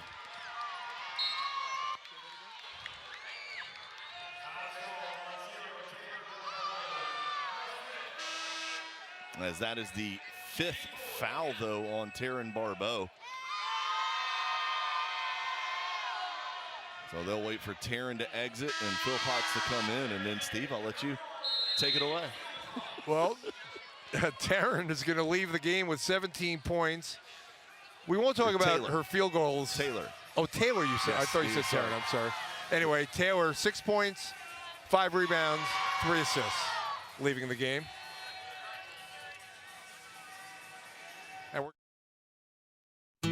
Need Charleston's plumbing experts? Call Charlie. Charlestown Plumbing is the Lone Country's only in-house full-service plumbing company. That's why you can trust Charlie for projects from leaky faucets to pipe lining services. Plumbing emergency? No need to worry. You can call Charlie 24/7. When you call Charlie, you're guaranteed next-level professionalism with a splash of Southern charm. Call Charlie for swift, smooth, and reliable service today.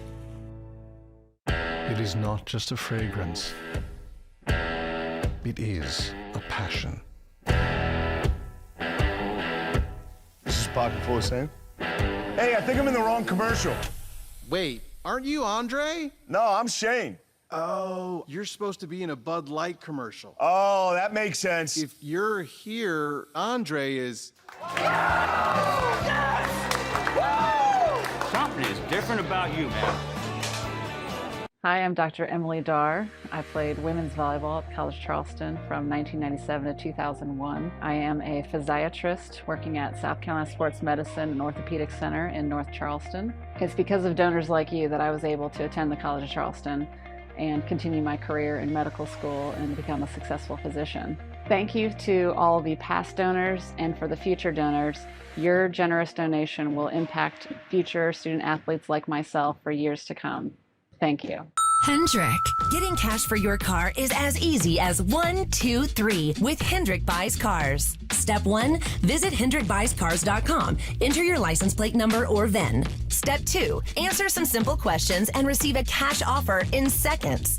Step 3, claim your offer and you're good to go. It's the easy way to sell your car fast. We'll even come and pick it up. Get cash for your car now, and you don't have to buy one of ours. Learn more at HendrickBuysCars.com.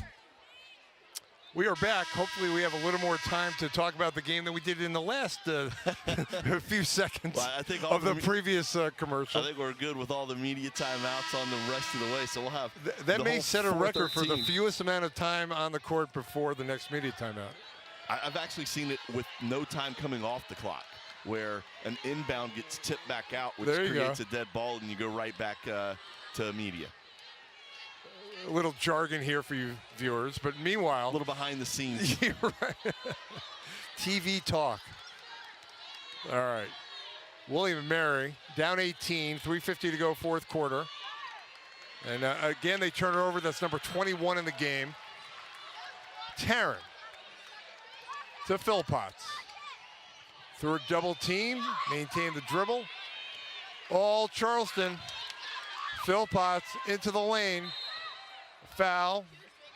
And the call goes against Mercado. So Charleston up 18. They blew this game open with a 24-8 third quarter. They're not quite at the bonus yet, so Phil Potts will inbound the ball. And again, Taylor Barbeau fouled out of the game. But right now, Taryn at the point. Gets a lot of assists herself. Doesn't have quite the numbers as Taylor with assists, but has 3.3 assists per game. Yeah, she does. She can provide good distribution in place of Taylor. But you're right, it's just not the same. Taylor does a great job of distribution all around the court. Taryn will take the three. Good, swish. So that helps her numbers today. Now 5 for 20, and she has 20 points. Yeah, she's going to get to that average one way or another, no doubt about it. She has the ability to fill it up, and just goes to show. She might be starting off slow, but she will turn it on. And if you're the opposition, you have to account for her, whether she's shooting well or not. And Charleston getting a lot of offensive rebounds today, which hurt William and Mary the last time they played. All right, the lead is 21 with 2.5 to go.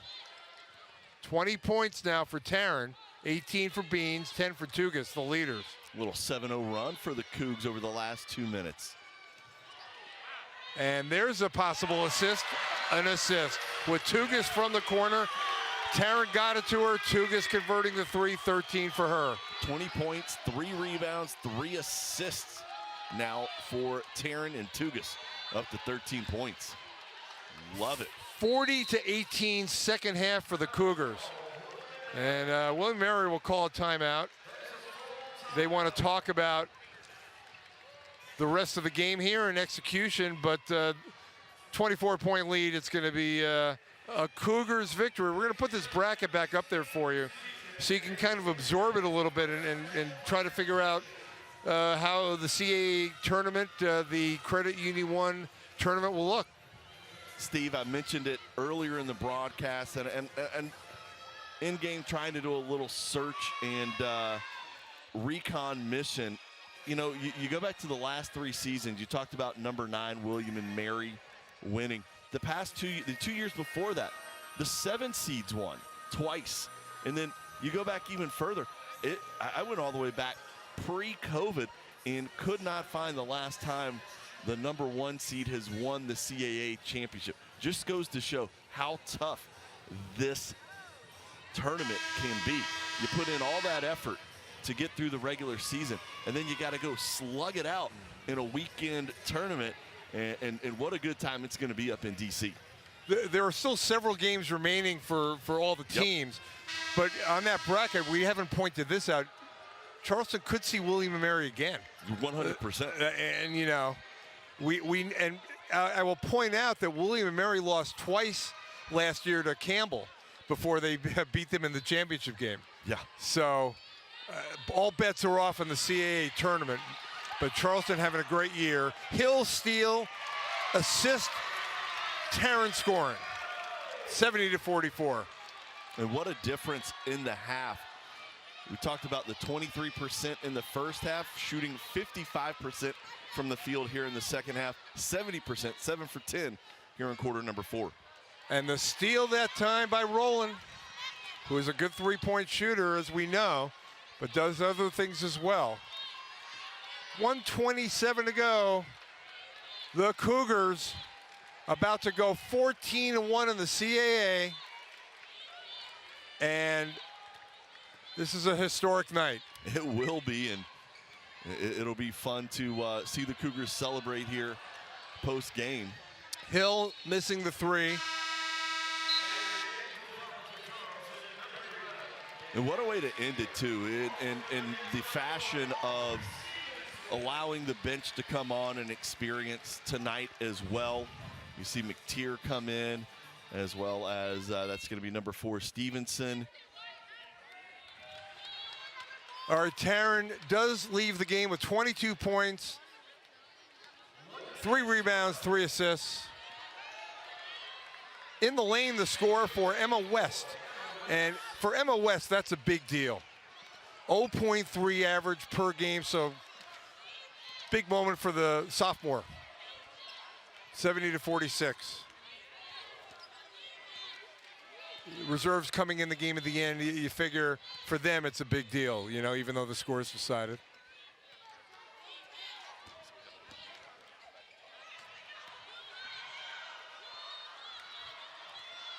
All right, William and Mary.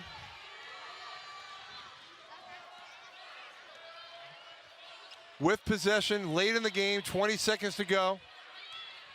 Mercado, Pierce. Big second half for the Cougars. They've outscored William and Mary 42-20 to blow this game open. Here in the second half, the drive inside and the score for Mercado. And that is the final 2 points of the game. Big moment for Charleston. 70-48 victory over William and Mary. We're going to come back for a lot more to discuss this game and the post-game celebration on the Charleston Sports Network.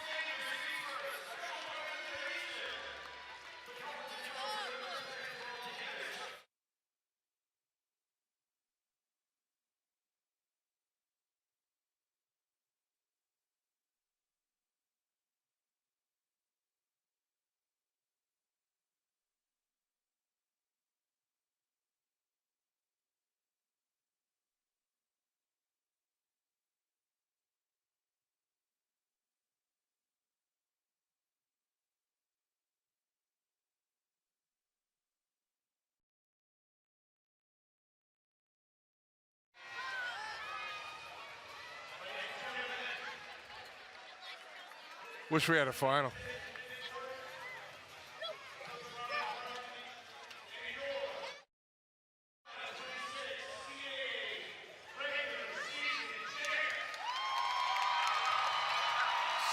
Is he going to roll this back, I hope?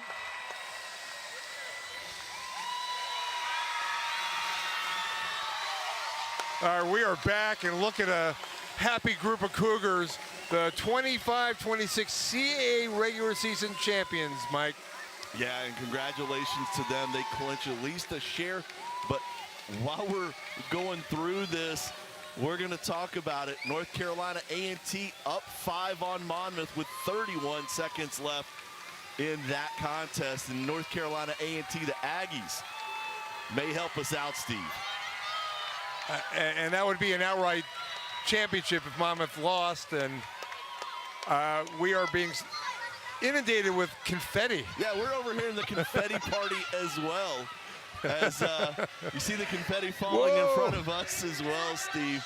It's been a fun time here all season long, and we're not done yet here at TD No, Arena. we're back Sunday, but I mean, this is, you can't overstate how important this is. I mean, Coach Harmony had great expectations for her team coming into the year, and they are living up to the expectations so far. Winning the regular season championship, of course, the CAA tournament upcoming, but tonight the focus on winning and accomplishments. Charleston with the 70-48 win. And Mike, you're going to help clean up after the game? Why is nobody making confetti angels right now, Steve? There's perfect confetti angel spots on the floor. We got to get out there, get some confetti angels going. But there we go. Oh, yeah, there we go. We're posing. I love it. I mean, it's just a good time here at TD Arena. And what a game by the Cougars. You know, it definitely wasn't one that they thought was going to be this easy as they came in. It was a tough William and Mary team. And William and Mary, a tip of the cap to them. They gave Charleston everything they could handle, but just too much College of Charleston. You mentioned that third quarter, the 23-8 third quarter that really opened it up for the College of Charleston. They were able to just carry the rest of the way.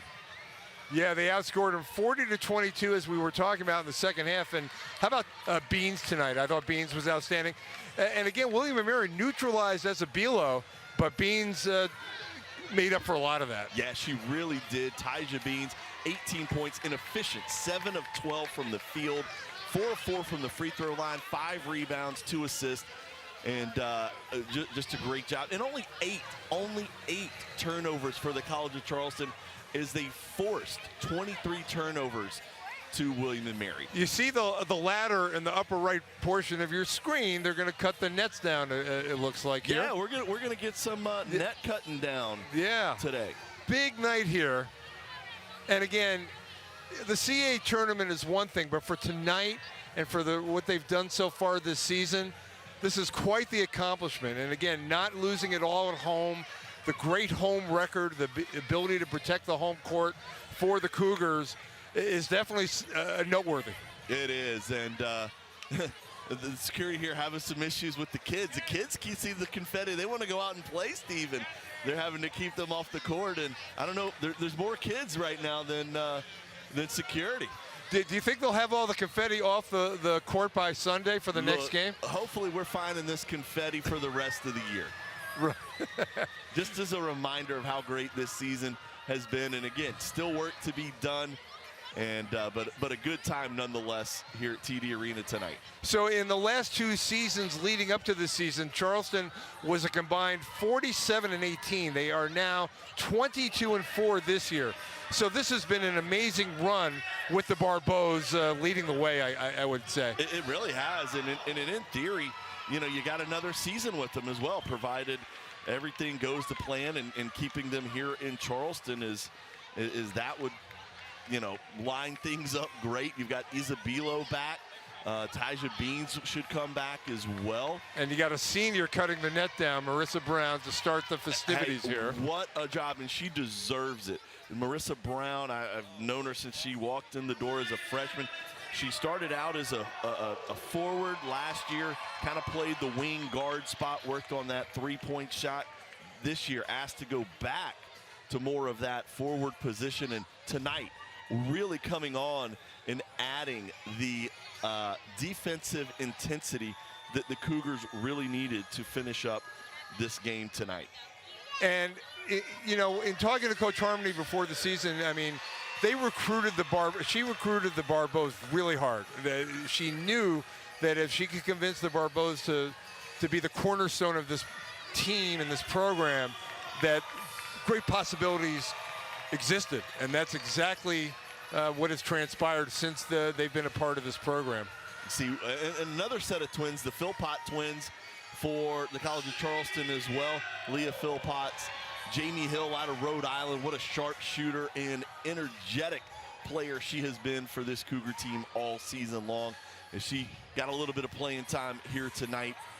Got a couple of assists late in the ball game. And I would say another thing about Charleston, the versatility of the team. I mean, one night coming off the bench, Brown will have a great game. Another night, Rowland will have a great game. Another night, you'll see great contributions from players such as Hill. And, of course, Tugas, a terrific complementary player. So just a well-balanced team, and here comes the trophy.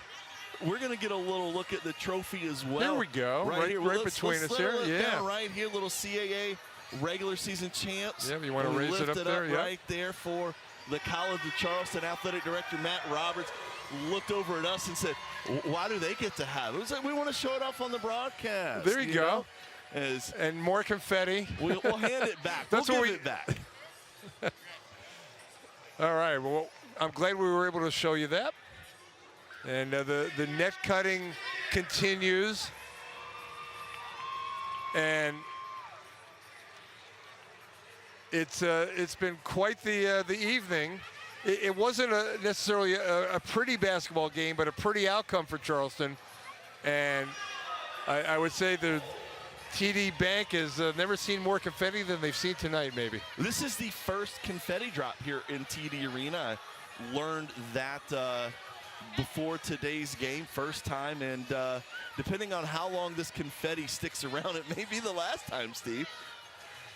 Yeah, you know, I mean, it's been really fun to watch this. I mean, the young kids are really enjoying it, and you know, kudos to the staff here. They've let the kids out on the court to enjoy it as well as it's a celebration time for everybody.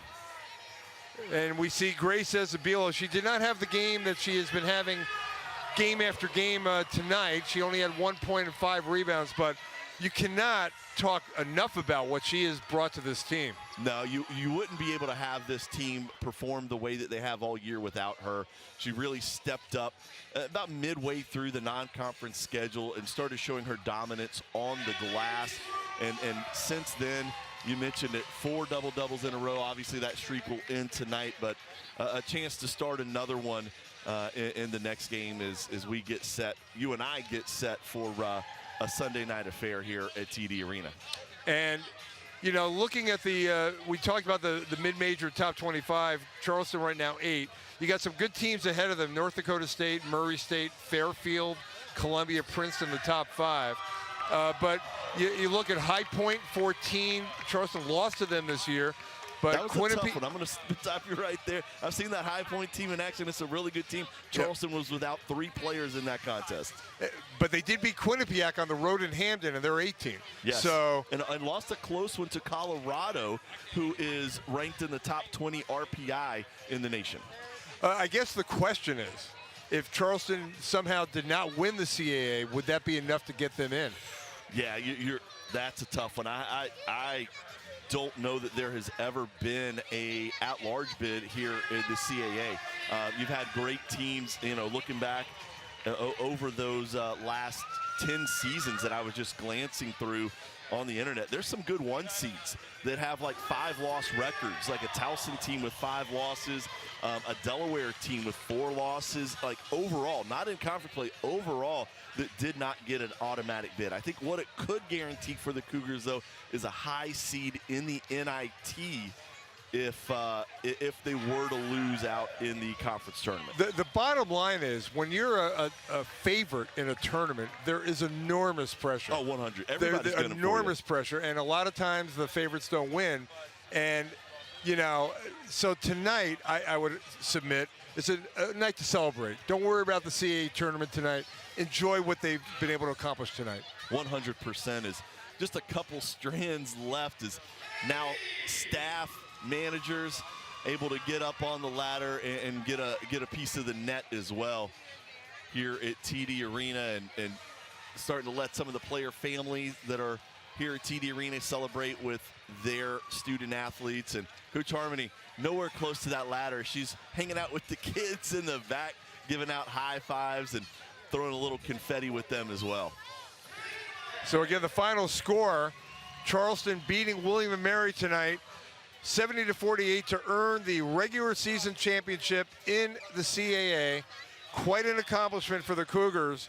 And they still got games left, tough games. They got Campbell Sunday, they've got Stony Brook Thursday, then they end the season at NCA&T before the tournament in Washington, D.C. North Carolina A&T just beat Monmouth on the road at Monmouth.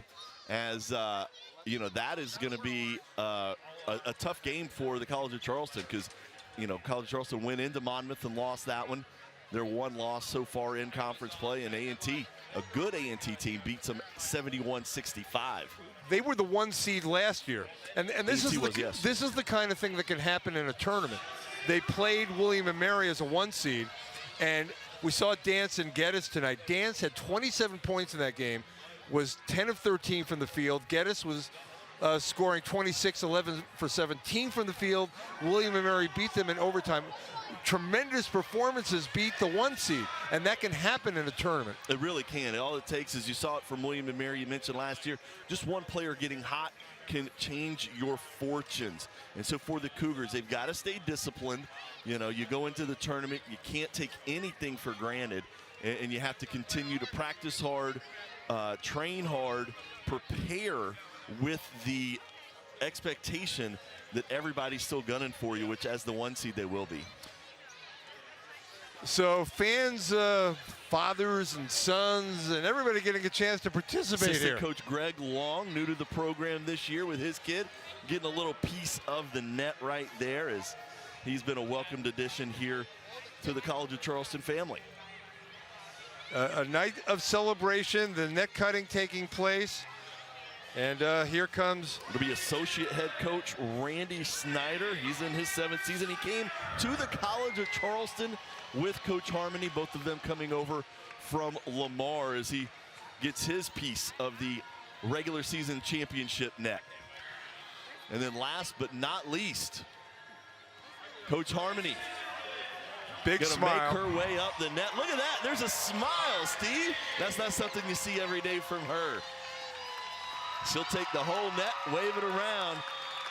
Is the College of Charleston, the 2025-26 CAA regular season champs. I mean, she has not shied away from talking about the expectations that the program has had this year. She embraces it. She addresses it. You know, she has high expectations, and right now, that led to that smile, what they were able to accomplish with this victory tonight. It really did, and we'll get the ability to talk to her in the press conference afterwards. I implore everyone to hop on to cfcsports.com once that gets uploaded later on, and I'm sure she'll have some great words to talk about as well. The College of Charleston, the 2025-26 CAA regular season champions. So I'm Steve Vecchione for Mike Ward. It's been a fun night tonight, a night of celebration here at TD Arena, and we're back Sunday for Campbell, 1 p.m. Eastern Time on the Charleston Sports Network. But right now, Taylor Barbeau and the rest of the Cougars celebrating. So we'll see you on Sunday, and thanks to the crew tonight. Great job, as always. We will see you shortly. You've been watching Charleston Cougars women's basketball on the Charleston Sports Network. Good night from TD Arena.